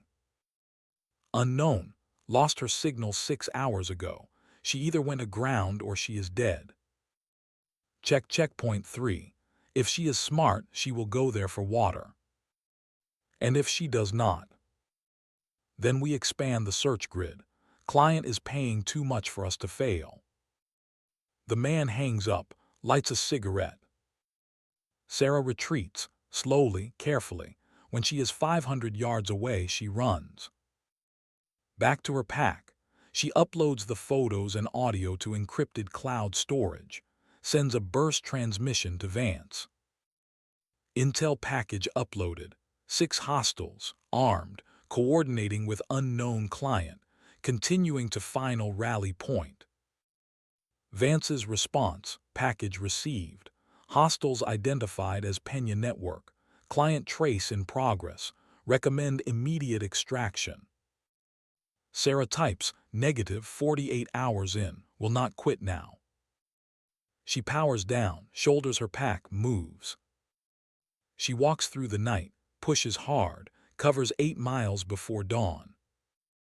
When the sun rises, she is 11 miles from the final rally point. 12 hours remain. She will make it. She knows she will make it. But first, she has to survive what comes next. At 0900 she sees it, in the distance. A dust cloud, multiple vehicles, moving fast, converging on her position. They found her, either through technology or luck or sheer persistence. They found her. Sara runs, not away, toward a canyon she spotted on the map. Narrow, steep walls, vehicles cannot enter, but a person can. She reaches the canyon entrance, looks back. The vehicles are 2 miles away, closing. She enters the canyon. The walls rise on either side, 50 feet, 70, red rock, ancient, indifferent to human drama. She runs deeper. The canyon twists, turns, she follows it. Behind her she hears the vehicle stop, doors slam, voices shouting. They are coming on foot. Sara finds a side passage. Narrow, she has to turn sideways to fit. She squeezes through, 30 feet, 40. The passage opens into a small chamber, natural amphitheater, rock walls on 3 sides, 1 entrance. A kill box, but also a fortress. Sara drops her pack, pulls out her signal flare, her radio, her phone. She has 3 options: fight, hide, extract. She chooses option 4, turn the hunters into the hunted. She pulls out her phone, powers it on, sends a message to Vance. Hostiles in pursuit. Canyon grid 34.6891, -116.9234. Request tactical support. Non-lethal if possible. Lethal authorized if necessary. Vance's response is immediate. Support inbound. ETA 12 minutes. Maintain position. Do not engage. Sara puts the phone away. 12 minutes. She hears footsteps, boots on rock, getting closer. Voices, Spanish, angry, frustrated. She tracks the enemy, 6 men spread out, searching. 1 man enters the side passage, squeezes through, reaches the chamber. Sees Sara. He raises his pistol, opens his mouth to shout. Sara moves, crosses the distance in 3 steps, strikes his wrist. The gun falls. She follows with an elbow to his temple, controlled, precise. He drops. Not dead, unconscious. She drags him behind a rock, zip ties his wrists with paracord, gags him with his own bandana. The others will notice he is missing, soon. Sara waits, counts her heartbeat. 72 beats per minute, elevated but controlled. She hears the helicopter before she sees it. Different rotor signature than yesterday. Military, fast. It comes over the canyon rim. Low, a Blackhawk, door gunner visible. The men in the canyon scatter, running, trying to escape. The helicopter does not fire, just follows, herds them, like a sheepdog with wolves. 3 more helicopters appear. They land at the canyon entrance. Men disembark, tactical gear, weapons, Delta Force operators. Sara recognizes one of them, Lieutenant Colonel Claire Vance, leading from the front. The operation lasts 6 minutes, professional, clean, all 6 hostiles secured, no shots fired, no casualties. Vance walks into the canyon, finds Sara in the chamber, looks at the unconscious man on the ground. You were supposed to maintain position, not engage. He found me, I improvised. Vance almost smiles. That is becoming a pattern with you. She keys her radio, target secure. All hostiles in custody, prep for transport. She looks at Sara, you okay? Dehydrated, exhausted, hunted by cartel sicarios but functional. Vance hands her a water bottle, Camelback. Cold, Sara drinks. The water is heaven. We identified the client, Lieutenant Colonel Marcus Whelan, Deputy Base Commander at Fort Irwin. He has been selling Delta Selection intel to Sinaloa cartel for 3 years. Names, methods, training protocols. You were a threat because you are part of a pilot program, female integration. If you succeed, they expand recruitment. More operators they cannot profile. Sara processes this. Whelan, she has seen him around base, never spoke to him, gray hair, quiet, unremarkable. Where is he now? In custody. FBI took him 2 hours ago. He is talking, trying to cut a deal. And Dorn. Vance's expression shifts. That is complicated. Sara waits. Dorn knew, not about Whelan specifically, but he knew you were not a civilian. Colonel Mackenzie read him in 3 days ago. Dorn has been running interference, making sure you had clean gear, watching your back without you knowing. The poisoned canteen. Dorn gave me that pack. He gave you a pack with 1 clean canteen and 1 tampered canteen. He wanted to see if you would test the water. You did. You passed. So this whole thing was a test. The cartel, the pursuit, all of it. Vance shakes her head. No, the cartel threat was real. Whelan is a real leak. The pursuit was real danger, but Mackenzie used the situation. He turned a security threat into an evaluation. He wanted to see if you could survive when everything went wrong. And Vance extends her hand. You survived, you adapted, you turned the hunt around. Mackenzie is waiting at the rally point. He wants to talk to you. Sara takes her hand, stands, her legs wobble. Vance steadies her. Can you walk? I can walk. They exit the canyon together. The Blackhawk waits, rotors turning. Dorn stands next to it. Sara approaches. He does not salute, just nods. Hell of a 3 days, Lennox. Hell of a test, Sergeant. Dorn almost smiles. You earned it every step. He looks at Vance. She is cleared. Vance nods, full clearance. The mission is over. Dorn turns back to Sara. Not quite. You still have 12 hours on your 72. Mackenzie wants you to finish. Sara stares at him. You are serious. You came here to complete selection. Quitting now, even for a good reason, is still quitting. Sara looks at the helicopter, at Vance, at the desert stretching away in all directions. She could get on that bird, fly back to base, hot shower, real food, medical evaluation. Or she can finish what she started. She makes her choice. Where is the final rally point? Dorn pulls out a map, points, 11 miles southwest. You have until 2100 tomorrow. Sara shoulders her pack, checks her compass. I will be there. Vance hands her 2 bottles of water, fresh rations. You earned these. Sara takes them, thanks.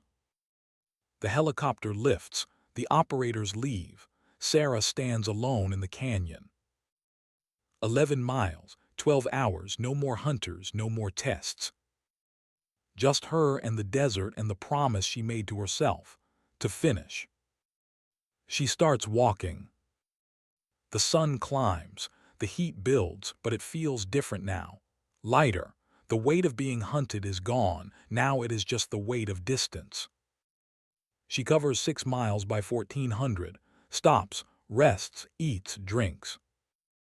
Continues. At 1800 she crests a ridge. Below in a valley she sees it, the final rally point, a cluster of vehicles, tents, people. She is 2 miles away, 90 minutes. She walks down the slope, steady, controlled. Her blisters have blisters, her muscles scream. Her skin is burned despite sunscreen. But she is walking, Still moving, still here. At 19:30, she reaches the perimeter. A sergeant she does not recognize checks her ID, marks his clipboard. "Welcome back, ma'am. Colonel Mackenzie is waiting in the command tent." Sara nods, walks through the camp. Other candidates are there, those who finished. Those who quit, they watch her pass, respect in their eyes, or maybe just exhaustion. Reese sees her, runs over. "Ma'am, I heard what happened. Are you okay?" Sara stops, looks at him. "I am fine, Corporal, thank you for asking." "Did you really? I mean, they are saying you fought off cartel guys in a canyon." "I survived, Reese. That is all, same as you." He grins. "You are tougher than any of us thought." Sara smiles, tired, genuine, "And you are kinder than most. Do not lose that." She continues to the command tent. Mackenzie stands outside, waiting. He is older than she expected. 53, gray hair, lines around his eyes that speak of decades in the sun. "Lennox, walk with me." They walk away from the camp, into the desert. The sun is setting, painting everything gold and red. Mackenzie speaks first. "You completed the 72 hours, survived sabotage, evaded cartel pursuit, gathered intelligence that will dismantle a 3-year operation. That is exceptional work." "Thank you, sir."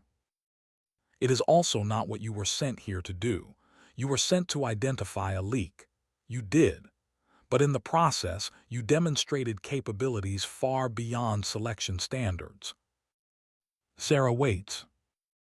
Mackenzie stops, turns to face her. "Who are you really? I know the cover story, ground branch, Tripoli, but that does not explain the skill set, the instincts, the way you move."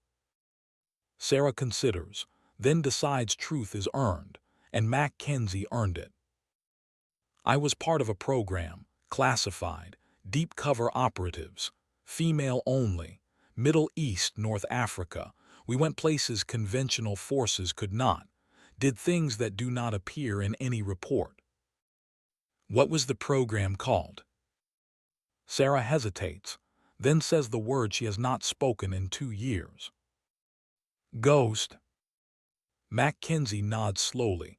"I have heard rumors, never confirmed. They shut it down." "Political pressure.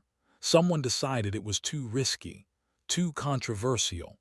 Female operators in denied territory working without backup. The optics were bad." "But you survived." "I survived." Mackenzie looks at the sunset, at the desert turning dark. "I am starting a new program, different name. Same concept, scout operator program, deep penetration, long duration, solo or 2-person teams. I need someone to build it, train it, lead it." He looks at her. "I am offering you that role." Sara feels the weight of the offer, the responsibility, the danger. "Why me?" "Because you just proved you can do what everyone said was impossible. Because you do not quit. Because you understand that survival is not about being the strongest. It is about being the smartest, the most prepared, the most willing to adapt." Sara looks at the horizon. The stars are coming out, millions of them. "I need time to think." "You have 48 hours. After that, you go back to Langley. Or you stay here and build something that matters." "Understood, sir." Mackenzie extends his hand. "Regardless of your decision, you have my respect. What you did out there, that is the standard we are trying to achieve." They shake. Mackenzie walks back to camp. Sara stands alone, looks at the desert that tried to kill her, the desert she survived. She pulls out her phone, 1 bar of signal. She types a message to Vance. "Made it 72 hours complete. Mackenzie offered me scout program, thinking about it." Vance's response comes immediately. "Take the offer, you were built for this. Ghost did not die, it just found a new home." Sara powers down the phone, sits on the sand, watches the stars appear one by one. In 3 days she walked 60 miles, survived sabotage, evaded hunters, dismantled a cartel operation, completed selection. Most people would call that enough. But Sara is not most people, she is a ghost, and ghosts do not rest, they haunt, they hunt, they finish what they start. She will take Mackenzie's offer, she knows it already, knew it the moment he asked. Because this is what she was made for, not comfort, not safety, not the illusion of normal life. She was made for the hard places, the denied territories, the missions that do not appear in official records. She was made to be the thing in the dark that enemies fear but never see. She stands, brushes sand from her clothes, walks back to camp. Tomorrow she will give Mackenzie her answer, but tonight she rests, because the desert taught her one final lesson. Even ghosts need to sleep, even hunters need to recover. Because the next mission is always coming, the next desert, the next enemy, the next impossible task that everyone says cannot be done. And Sara Lennox will be ready. Always ready. The devil's anvil has tested her, and she has emerged forged, harder, sharper, unbroken. The hunt continues, but now she is not the prey, she is the predator, and the world has no idea what is coming. The debriefing room smells like burnt coffee and secrets. Fort Irwin, Building 7, basement level. No windows. Fluorescent lights that hum like insects trapped in amber. 3 chairs. 1 table. 4 walls that have heard confessions from men who thought they were untouchable. Sara sits across from 2 FBI agents. Their suits are cheap. Government issue. Their faces are expensive. The kind that cost years of seeing things civilians do not believe exist. The older agent, Harrison, slides photographs across the table. Lieutenant Colonel Marcus Whelan in handcuffs, being led from his office, his face blank, the expression of a man who knew this day would come eventually. He is cooperating, full disclosure. Names, dates, transactions. Harrison's voice is flat, professional. The cartel paid him $1.2 million over 3 years. Intel on selection candidates, training methods, psychological profiles. He gave them everything. Sara studies the photos, does not touch them. Why? What does Sinaloa cartel want with Delta Force methodology? The younger agent, Chen, opens a laptop, turns it to face her. The screen shows a compound, somewhere tropical, buildings arranged in a tactical pattern, armed men running drills, military precision. They are training their own special operations unit, using our methods, our standards. They want to create sicarios who can operate like Delta operators. Whelan gave them the blueprint. Sara leans back, and I was a problem because. Harrison takes over, because you represent expansion. Female integration into special operations means more operators, more diversity in tactics and approaches, harder for cartels to profile and counter. Whelan's clients wanted the integration program to fail, publicly, spectacularly. A dead female candidate would set the program back a decade. So they tried to kill me. They tried to make it look like you killed yourself. Heat stroke, poor judgment, civilian who could not hack it, tragedy, not murder. Sara feels something cold settle in her chest. How many others? Harrison exchanges a glance with Chen. One confirmed. The female candidate 18 months ago, airlifted out with heat stroke. We are exhuming her body. Initial findings suggest diazepam in her system. Same drug they put in your water cache. Her name? Captain Rebecca Hale, Army Intelligence, 29 years old. She survived 3 tours in Afghanistan, came home and died in a training exercise in California. Sara closes her eyes, sees a woman she never met, a soldier who did everything right and died because someone decided her existence was inconvenient.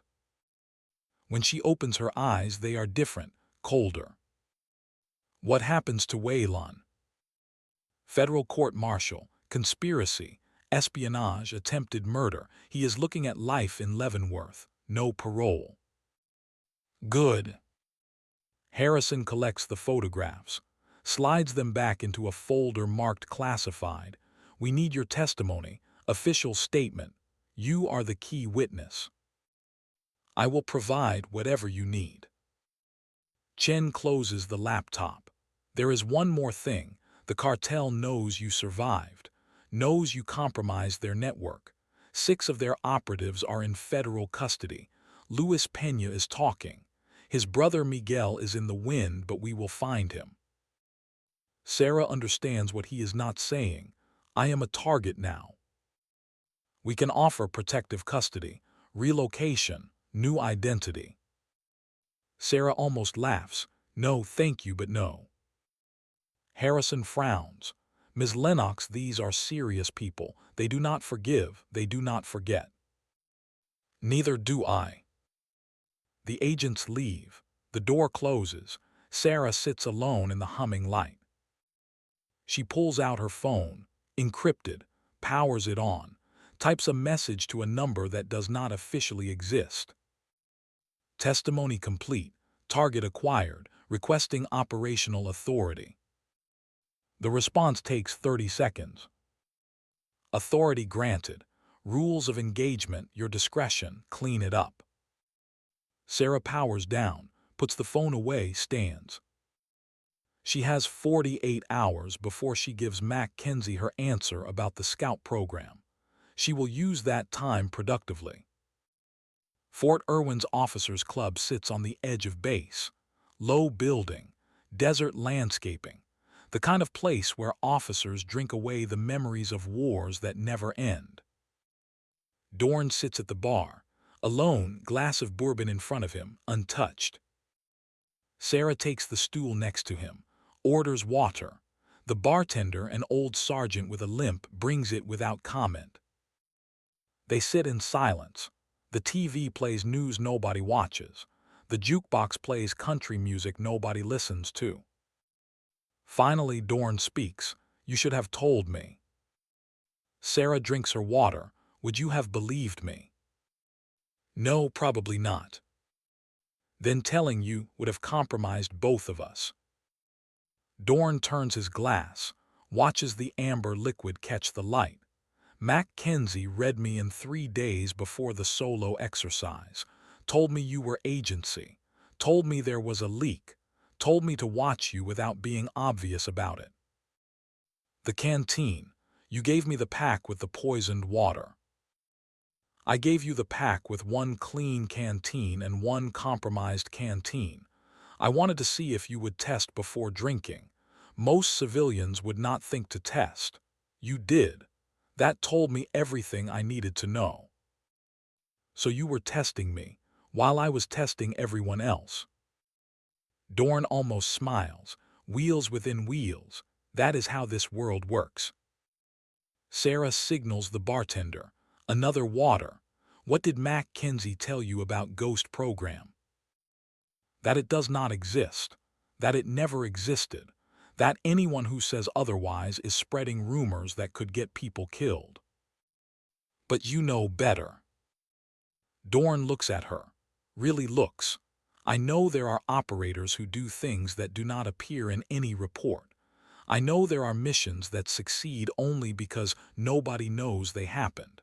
I know there are people like you who walk into hell and walk back out like it was just another Tuesday. He picks up his bourbon, finally takes a sip. I also know I misjudged you. Thought you were a diversity hire, a political checkbox. I was wrong, and that does not happen often. Sara respects the honesty. Apology accepted. I did not apologize. You did, just not with the words. Dorn sets down his glass. Mackenzie is offering you scout program. You should take it. Why do you care? Because operators like you are rare, and this country needs everyone it can get. The world is getting darker. The threats are getting smarter. We need people who can adapt, who can survive, who can win when every advantage is against them. He stands, drops cash on the bar. Plus, I want to see what you build. I think it will be something worth watching. He walks out. Sara finishes her water, sits in the quiet. The bartender refills her glass. On the house, ma'am. Not every day someone survives what you survived. Thank you. You military. Contractor. The bartender nods, knows better than to ask more questions. That is what makes him a good bartender. Sara sits for another 10 minutes, then she leaves. Outside, the desert night is cold, clear, stars everywhere. Reese sits on a bench near the entrance, waiting. Sara approaches. You are up late, Corporal. Could not sleep, kept thinking about everything that happened, about Captain Hale, about how close it came to being you. Sara sits next to him, but it was not me. Reese looks at his hands, rough, calloused, 19 years old and already carrying weight most people never feel. Ma'am, can I ask you something, and will you answer honestly? I will try.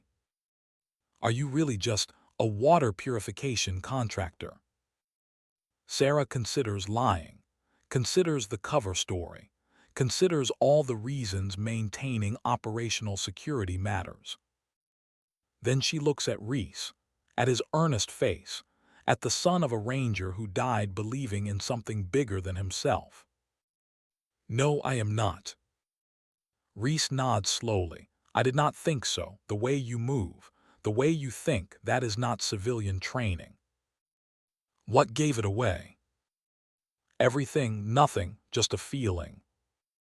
Sara smiles. Trust those feelings, Reese. They will keep you alive. What are you really? Someone who does jobs that need doing, in places most people do not know exist. For the government, for the country, there is a difference. Reese processes this. Are you staying or going back to whatever you really do? I do not know yet.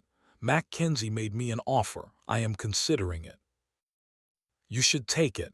We need more people like you, people who do not give up, who do not quit when things get hard. Sara puts a hand on his shoulder. You are going to be fine, Reese. You have your father's heart. That will carry you further than you think. I hope so. They sit in silence. Two people who came from different worlds but ended up in the same place. The desert, the crucible, the proving ground. Finally, Reese stands. I should get some sleep. Selection continues tomorrow. Navigation exercise. Be careful out there. I will. He pauses. Ma'am, whatever you decide, thank you for showing me what toughness really looks like. He walks away. Sara watches him go, feels that crack in her chest widen just a bit. She pulls out her phone, texts Vance. Need to meet, secure location, 1 hour. Vance responds immediately. Grid coordinates follow, come alone. The coordinates lead to an observation post 3 miles from base. Abandoned, used for training exercises and then forgotten. Sara drives. Her rental sedan kicks up dust on the dirt road, headlights cutting through darkness. Vance is already there, leaning against a black SUV, tactical pants, hiking boots, no uniform, no rank insignia, just a woman who knows how to operate in the spaces between official and necessary. You wanted to talk. Sara Parks gets out, the wind picks up, cold, sharp.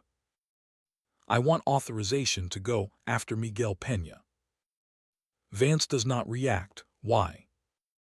Because he is the connection between Waylon and the cartel. Because he ordered the hit on Captain Hale.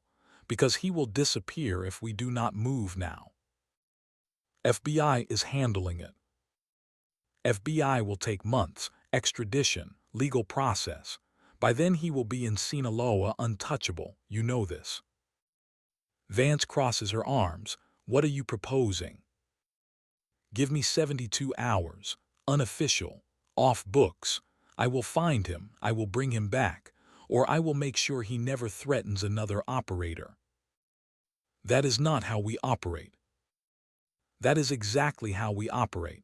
Ground branch, ghost program, scout program, whatever you want to call it.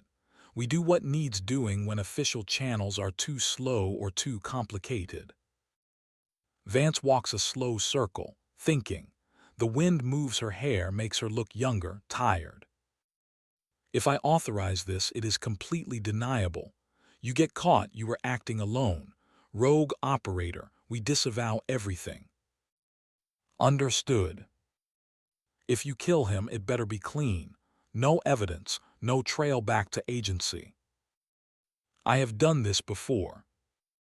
I know, that is why I am considering it. Vance pulls out her phone, makes a call, steps away, talks low, comes back. 72 hours. Peña was last seen in Mexicali, across the border. That is foreign soil. You have no authority there. I do not need authority. I need location and transportation. Vance opens the SUV, pulls out a duffel bag, drops it at Sara's feet. Everything you need, passport under different name, cash, weapons, sat phone, Peña's last known address and associates. Sara picks up the bag. It is heavy, familiar weight. One more thing. Vance's voice is hard. Mackenzie does not know about this. When you get back, you still owe him an answer about Scout program. I know. What are you going to tell him? Sara shoulders the bag. I will tell him after I finish this. Vance nods. 72 hours. Clock starts now. Sara gets in her car, drives away. In the rearview mirror, Vance stands alone in the headlights. Then the darkness swallows her. The drive to Mexicali takes 4 hours.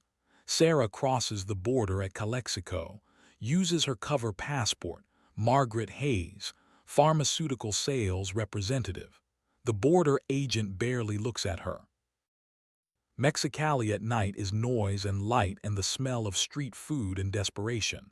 Sara finds a hotel, cash only, no questions. The kind of place that understands discretion is worth more than cleanliness. She opens the duffel bag. Inside, Glock 19, suppressor, 2 spare magazines, tactical knife, flex cuffs, first aid kit, $10,000 in mixed bills, and a file on Miguel Peña.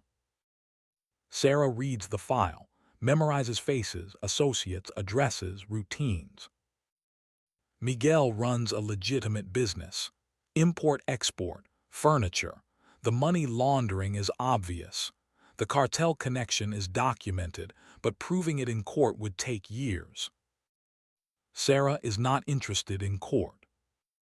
She changes clothes, dark jeans, black shirt, hiking boots, pulls her hair back. No makeup, no jewelry, nothing memorable. She assembles the Glock, checks the action, loads it, holsters it at her back. The weight is comforting, familiar. Then she goes hunting. Miguel's import business operates from a warehouse in the industrial district. Sara watches it from a rooftop 2 blocks away, uses night vision monocular, counts guards, maps patterns, identifies weaknesses. 4 guards, rotating shifts, 1 at the front gate, 1 walking the perimeter, 2 inside, visible through windows. The warehouse backs up to a drainage canal. Dry, concrete, perfect approach route. Sara moves at 0200. The city is quiet, even criminals sleep sometimes. She enters the canal, moves along the concrete bottom, silent, invisible, reaches the warehouse rear wall. A service door, locked, she picks it in 40 seconds, enters. The warehouse is full of furniture, crates, shipping containers, legitimate business mixed with illegitimate purpose, classic cartel operation. Sara moves through shadows, avoids the guards, reaches an office on the second floor, light visible under the door. She listens, voices inside, two men. One is Miguel. She recognizes his voice from the recordings. He is on the phone, speaking Spanish. She translates in real time. The operator is still alive. Yes, the American woman. She compromised Lewis. 6 of our people are in custody. We need to eliminate her before she testifies. Sara records the conversation. Evidence. The call ends. Silence, then footsteps. Miguel is leaving. Sara has a choice. Take him now or follow him, learn more. She chooses option 3. She enters the office. Fast, quiet, Miguel turns, sees her, reaches for a gun on his desk. Sara is faster, crosses the room, strikes his wrist. The gun falls. She follows with a palm strike to his solar plexus. He folds. She zip ties his wrists, his ankles, gags him with duct tape. Pulls out her phone, takes his photo, sends it to Vance with grid coordinates. Package secured, requesting extraction. Vance responds, negative. Cannot send official assets into Mexico. You need to bring him across border yourself. Sara looks at Miguel. He is 50 pounds heavier than her, unconscious, and she is in a warehouse with 4 armed guards. She types understood, will manage. She drags Miguel into a shipping crate, large enough for furniture, large enough for a man. She closes the lid, marks it with shipping tape. Fragile, handle with care. Then she walks out, bold, confident, like she owns the place. The guard at the front gate sees her. Who are you? Sara answers in Spanish. Inventory specialist. Corporate sent me to audit shipping manifests. She shows a fake badge from the duffel bag. Vance thinks of everything. The guard hesitates, then shrugs, waves her through. Sara walks 3 blocks, calls a cargo transport company, 24-hour service, arranges pickup of 1 crate from the warehouse, delivery to Calexico, pays extra for immediate service. The truck arrives in 30 minutes, loads the crate, drives north. Sara follows in a stolen motorcycle, keeps the truck in sight, crosses the border at dawn. The truck goes through commercial inspection, standard procedure for regular freight company. The inspector checks paperwork, scans shipping manifest, furniture import, routine. But Sara has planned for this moment. She approaches the inspector, quiet, professional. Needs to clear quickly. Client deadline. She slides $200 bills folded inside the manifest. The inspector glances at the cash, looks at Sara, looks at the truck. He pockets the money, waves the truck through without opening the crate. Sara exhales. The bribe was not in Vance's plan, but operational flexibility is what separates good operators from dead ones. She meets the truck at a warehouse in Calexico, tips the driver extra, takes possession of the crate. Opens it, Miguel is awake, angry, terrified, dehydrated from 6 hours in a sealed box. Sara pulls him out, removes the gag, gives him water, not kindness, strategy. She needs him coherent. You are going to tell me everything. Names, locations, operations, every piece of intel Waylon gave you, every target you planned, everything. Miguel spits at her. I say nothing. My brothers will find you, they will kill you.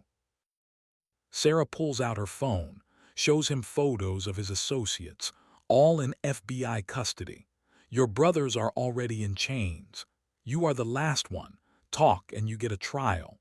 Stay silent and you disappear into a black site where nobody will ever find you. Miguel's face changes, fear replacing bravado. What do you want? The truth about Captain Hale, about the plan to kill me, about everything. Miguel talks for 2 hours. Sara records it all. Names, dates, operations. He gives up everything. The cartel's training program, their recruitment methods, their long-term strategy to infiltrate U.S. military training. When he finishes, Sara calls Vance. Package is singing. Recommend immediate pickup. Vance sends coordinates. FBI safe house, 20 minutes. Sara drives Miguel there, hands him over. Federal agents take custody. They do not ask questions. They know better. Vance meets Sara outside. You did good work. Fast, clean, minimal blowback. He talked. Everything he said is on record. It will take down half their operation. Vance nods. The border crossing. The bribe, that was not in the plan. Sara meets her eyes. The plan did not account for commercial freight inspection protocols. I adapted. Vance almost smiles. Good. Field operatives who follow plans blindly get killed. Operators who adapt survive. That is the difference. She hands Sara an envelope. Reimbursement for operational expenses, including the $200 to the inspector. Sara takes it. You track that. We track everything. That is how we know who to trust. Vance checks her watch. You have 8 hours before Mackenzie expects your answer. Get some rest. Sara drives back to Fort Irwin, arrives at 1400. The desert sun is merciless. 112 degrees, familiar, almost welcoming. She showers, hot water that turns cold. She does not care, stands under it until her skin is numb. Then she sleeps, 4 hours deep, dreamless, the sleep of someone who finished what they started. At 1800 she wakes, dresses, walks to Mackenzie's office. He is waiting, standing at his window, looking out at the desert that never changes. Lennox sit. Sara sits. Mackenzie turns. His face is weathered, lined, the face of a man who has sent people to die and had to live with it. I heard you took a trip across the border, unofficial. Sara does not deny it. It needed to be done. Miguel Peña is in FBI custody, talking, because of you. That will save lives, American lives, operator lives. That was the goal. Mackenzie sits across from her. 48 hours ago, I offered you a position. Scout Operator Program, building something new, training the next generation of deep penetration specialists. I remember. Have you decided? Sara looks at him, at the ribbons on his chest. Combat Infantryman Badge, Ranger Tab, Special Forces Tab, Master Parachutist Wings. A career spent in the hardest places doing the hardest jobs. Why me, sir? There are other operators more experienced, more qualified. Mackenzie leans back, because you think differently. You do not try to overpower problems. You adapt. You survive. You turn weakness into advantage. That is not taught. That is instinct. He picks up a file from his desk, opens it. I read your real record, the one with more redactions than text, Tripoli. You walked 12 miles through hostile territory with a bullet wound, Mogadishu. You talked your way out of a kidnapping using nothing but language skills and psychology, Yemen. You completed a solo reconnaissance mission that was supposed to take 3 days. You did it in 18 hours. He closes the file. You are not the strongest operator. Not the fastest, not the best shot, but you are the most adaptable, and in the world we are facing, adaptability is the only advantage that matters. Sara feels the weight of his words, the responsibility. What would the program look like? Mackenzie pulls out a briefing folder, hands it to her. 5 operators, female only, deep cover capability, language skills, cultural adaptability, deployed to denied territories where conventional forces cannot operate, Middle East, North Africa, Central Asia, anywhere the enemy thinks they are safe from American reach. So Ghost program, under a different name. Officially, no such program exists. Unofficially, you would have full operational authority. You recruit, you train, you deploy. No oversight except mine, no bureaucracy, no politics, just mission and results. Sara opens the folder, reads, operational budget, equipment authorizations, training facilities. It is everything she would need to build something real. What about selection, the integration program? That continues. Reese and others will go through the process.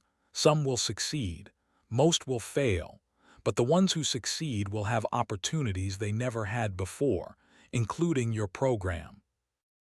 Sara looks up. Sir, I need to understand the authority structure. If I accept, I would be operating outside normal Delta selection protocols. How does that work administratively? Mackenzie nods. Good question, the kind a leader asks. He pulls out another document, SOCOM authorization, classified. Scout Operator Program falls under Special Activities Division. You would hold the civilian equivalent of O5 rank for administrative purposes. Direct report to me. Your operators would be either active duty on special assignment or agency contractors. The program exists in the gap between DoD and CIA. That gap is where we do our best work. He taps the document. You would not go through Delta selection because you already demonstrated equivalent capability under hostile conditions. SOCOM has a waiver process for operators with prior special operations experience. Your ground branch record qualifies. I invoked that waiver. It was approved at the 3-star level. So this is not preferential treatment. This is recognition of prior qualification.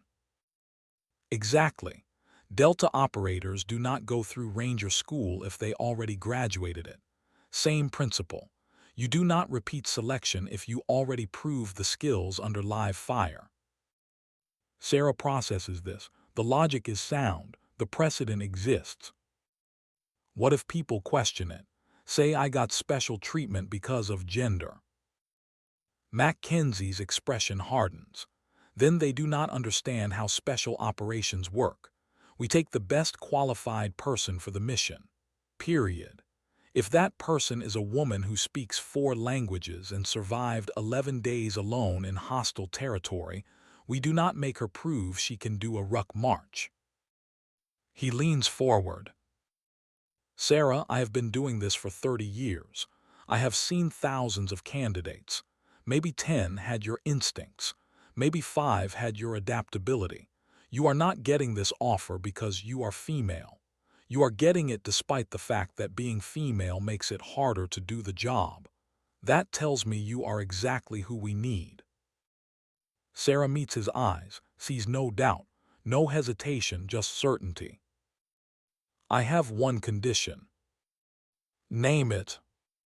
Captain Rebecca Hale, the operator who died 18 months ago. I want her name on the program. I want every operator who goes through training to know her story, to understand what happened to her, to make sure it never happens again. Mackenzie nods slowly, agreed. The Rebecca Hale Scout Operator Program, she deserves to be remembered. Sara extends her hand. Then I accept, sir. Let us build something worth her sacrifice. They shake. Mackenzie's grip is firm, steady. Welcome aboard, Operator Lennox, or should I say Ghost One. Sara almost smiles, just Sara. Ghosts do not need call signs. The ceremony is small. No press, no publicity, just Delta Force operators and a few witnesses who understand what this moment means. The room is set up military style. Rows of chairs, American flag at the front, SOCOM flag beside it, and a new flag, black field, silver inscription, Rebecca Hale Scout Operator Program. Mackenzie stands at a podium. Behind him, the flags. In front of him, 20 operators. Sara sits in the front row, Dorn beside her, Vance in the second row, Reese in the back at attention despite being off duty. Mackenzie begins.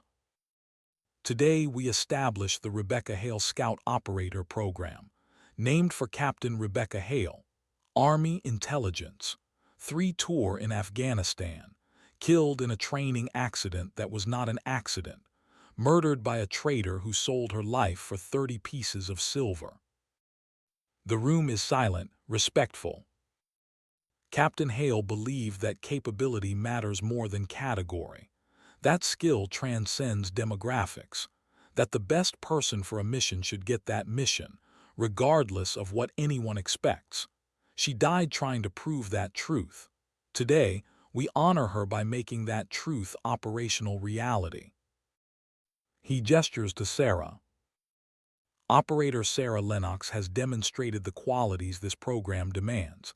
She completed Delta selection under hostile conditions, survived sabotage, dismantled a cartel infiltration network, captured a high-value target on foreign soil. She did what everyone said could not be done, not because she is the strongest, because she is the smartest, the most adaptable, the most committed to mission over ego. Applause scattered at first, then growing, operators stand, Dorn first, then Wade, then Reese, then the rest, all standing, all acknowledging. Mackenzie continues over the applause. Some will question this program. Some will say it lowers standards. They are wrong. This program raises standards because we are not asking if someone can meet a benchmark. We are asking if they can succeed when the mission goes sideways, when the enemy adapts, when the plan fails. That is the only standard that matters in the real world. He picks up a certificate, approaches Sara. Operator Sara Lennox. By authority vested in me by United States Special Operations Command, I hereby designate you Commander, Rebecca Hale Scout Operator Program. You are authorized to recruit, train, and deploy personnel in support of national security objectives in denied territories. Your operators will go where conventional forces cannot, do what official channels will not, succeed where failure is not an option. He hands her the certificate, then a challenge coin, black metal, one side ghost silhouette, other side Rebecca Hale 1995-2023, never forgotten. Sara takes them, stands. Mackenzie extends his hand, make us proud. Sara shakes, I will. The operators applaud again. Longer this time, Sara turns, faces them, does not smile, just nods, acknowledgement, respect. After the ceremony, people approach, congratulate, ask questions. Sara answers with professional courtesy, but her mind is already moving forward. Recruitment, training, operations. An older operator approaches, Colonel rank, silver hair, weathered face. He extends his hand. Sam Harding, Rebecca Hale's commanding officer in Afghanistan. I recommended her for selection. Sara shakes his hand. I am sorry for your loss, sir. Harding's grip is firm, make something good from it. That is all any of us can do, turn tragedy into purpose. That is the plan, sir. She had your instincts, your discipline. Harding's eyes are distant, remembering, if she had survived, she would be standing where you are now. Then I will make sure her name stands with me. Harding nods, releases her hand. Good hunting, operator. He walks away. Reese approaches next. Ma'am, congratulations, you earned this. Thank you, Corporal. How is selection going? Hard, really hard, but I am still here. Keep showing up, that is all it takes. Reese hesitates. Ma'am, when your program is operational, can I apply? Sara considers. You would have to complete Delta selection first, then additional training, language skills, cultural preparation. It is a long road. I do not mind long roads. My father taught me that anything worth having is worth working for. Sara feels that crack in her chest, the one that opened when Reese first mentioned his father. It does not hurt anymore. It feels like something else. Purpose. When you finish selection, if you finish, come find me. We will talk. Reese grins. Yes, ma'am, I will not let you down. You already have not, just by being here. He walks away. Sara watches him go, sees a young man becoming an operator, sees his father's legacy continuing, sees hope. Dorn appears at her elbow. You are taking on a big responsibility, training operators, sending them into denied territory, living with the consequences when things go wrong. I know. Can you handle it? Sara meets his eyes. I walked through the devil's anvil. I survived cartel hunters. I brought down a corrupt officer who killed a fellow soldier. I think I can handle training a few operators. Dorn almost smiles. Fair point, he extends his hand. Good luck, Ghost. They shake. Dorn walks away. Vance is the last to approach. She waits until everyone else has left. You did it. Everything they said you could not do. You survived. You succeeded. You changed the system. Sara looks at the certificate in her hands. I had help. You had obstacles. You overcame them yourself. Vance pulls out a phone, encrypted, hands it to Sara. Your new operational phone. Direct line to me, to Mackenzie, to resources you will need. You are not alone in this. Sara takes the phone. Thank you for believing in me, for giving me the chance. I did not give you anything. You took it. That is the difference between operators and everyone else. Operators do not wait for permission. They take the mission and they complete it. Vance starts to leave, stops. One more thing, Miguel Peña. His testimony is leading to 63 arrests. Cartel infrastructure is collapsing, training programs shut down, weapons smuggling routes exposed. That is your legacy. Remember it when the hard days come. She walks away. Sara is alone. She stands in the empty room, looks at the certificate, at the coin, at the proof that impossible things become possible when you refuse to quit. She walks outside. The sun is setting, gold and red and purple, the desert transforming in the light. She finds a quiet spot, sits on the sand, pulls out her personal phone, the one she has not used in days. She has messages from people who do not know where she has been or what she has done, civilian friends, people from her cover life.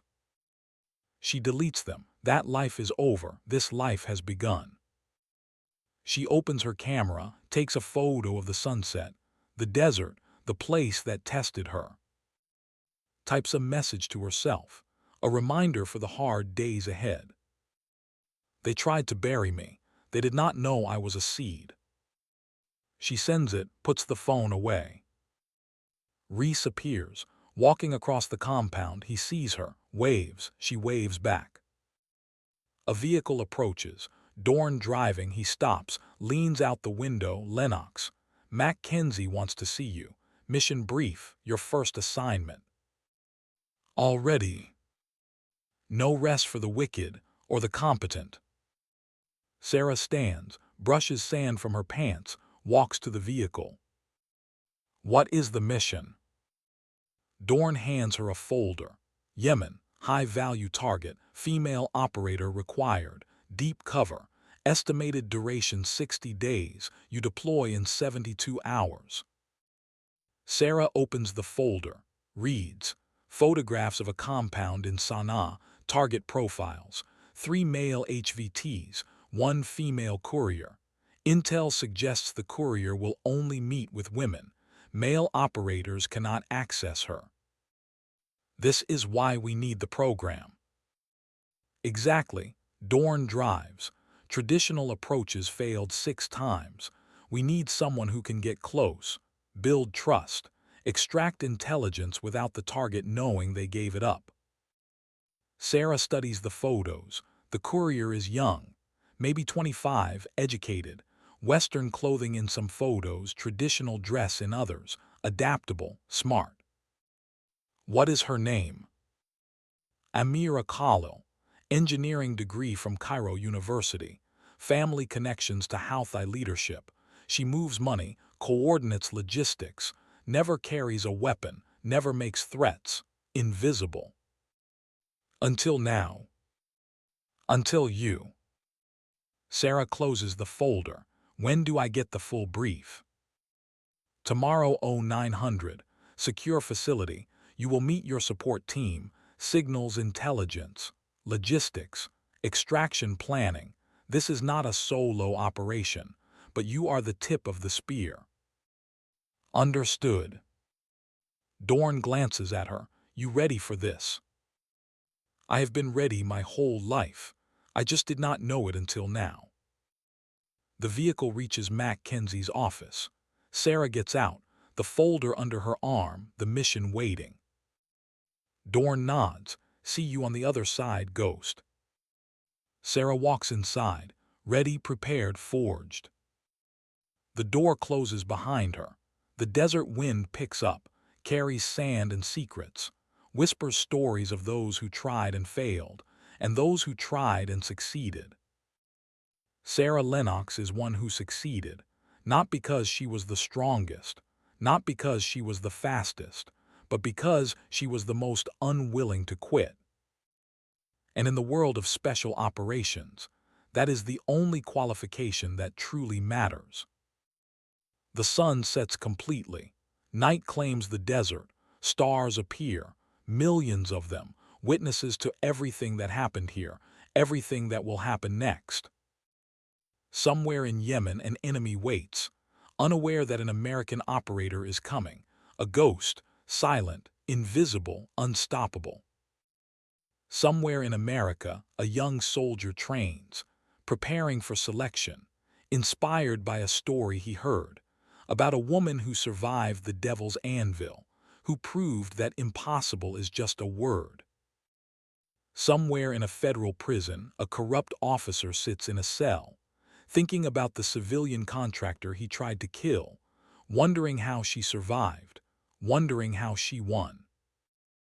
And somewhere in the night, Sara Lennox reads a mission brief, memorizes faces, studies terrain, prepares to walk into another desert, another crucible, another impossible mission. Because this is what ghosts do. They haunt, they hunt, they finish what they start. The devil's anvil tested her. She emerged forged, harder, sharper, unbreakable. The next desert waits, the next enemy, the next mission that everyone says cannot be done. Sara Lennox will prove them wrong, again and again and again. Because some people survive the desert, some people become it, and some people become the thing the desert fears. Sara Lennox is that thing, the ghost, the hunter, the operator who walks through hell and makes it look easy. The mission begins tomorrow, but tonight she rests, because even ghosts need to sleep, even hunters need to recover. Because the world is full of deserts, full of enemies, full of missions that demand everything. And Sara Lennox has everything to give. The story ends here, but the legend has only begun. The legend of the ghost who walked the devil's anvil, who survived, who conquered, who changed everything. Her name will not appear in official records. Her missions will not make the news. Her sacrifices will go unrecognized by everyone except those who matter. But in the quiet halls of Fort Irwin, in the training grounds where operators are forged, in the memories of those who watched her refuse to quit, she will be remembered, not as a diversity hire, not as a political statement, but as an operator, a ghost, a warrior who earned her place through blood and sweat and the kind of toughness that cannot be taught. Captain Rebecca Hale would be proud. Corporal Devin Reese is inspired. Master Sergeant Jack Dorn has learned. Lieutenant Colonel Claire Vance smiles knowing she backed the right person. And Sara Lennox, she does what she has always done. She prepares, she adapts, she survives. The devil's anvil is behind her now, but the anvil changed her, forged her, made her into something the world has never seen before. A ghost who refuses to die, a hunter who never quits, an operator who makes impossible look routine. The desert wind whispers her name, the stars bear witness, the night holds its breath. Tomorrow Yemen, tomorrow the mission, tomorrow the next chapter. But tonight Fort Irwin sleeps, the devil's anvil cools, and somewhere in the darkness a ghost prepares to haunt the enemies of freedom. This is not the end. This is the beginning of something that will echo through special operations history, the beginning of a program that will change how America fights, the beginning of a legacy built on one woman's refusal to accept limits. They tried to bury her in the desert. They did not know she was a seed, and from that seed a forest will grow, a forest of ghosts, silent, deadly, unstoppable. The Rebecca Hale Scout Operator Program, born from tragedy, forged in the devil's anvil, led by a woman who proved that survival is not luck, it is discipline, strategy, the unwavering belief that quitting is never an option. The legend grows, the missions continue, the ghosts walk. And Sara Lennox, she is ready, always ready, for whatever comes next. Because ghosts do not rest. They hunt, they haunt, they finish what they start, and Sara Lennox has only just begun. I spent 3 weeks researching Delta Force selection protocols and desert survival tactics to get Sara's story right. The poisoned water detail, based on real counterintelligence training scenarios. The 72-hour solo exercise, actual selection requirement. What hit me hardest while writing this? Captain Rebecca Hale represents real women who proved themselves only to face sabotage instead of respect. Question for you veterans and tactical enthusiasts. Could you survive 72 hours in 120 degrees F heat with compromised gear? What would be your first move after discovering that poisoned canteen? Drop your tactical take below, and if this story earned your respect, there's more coming. Subscribe so you don't miss the Yemen mission.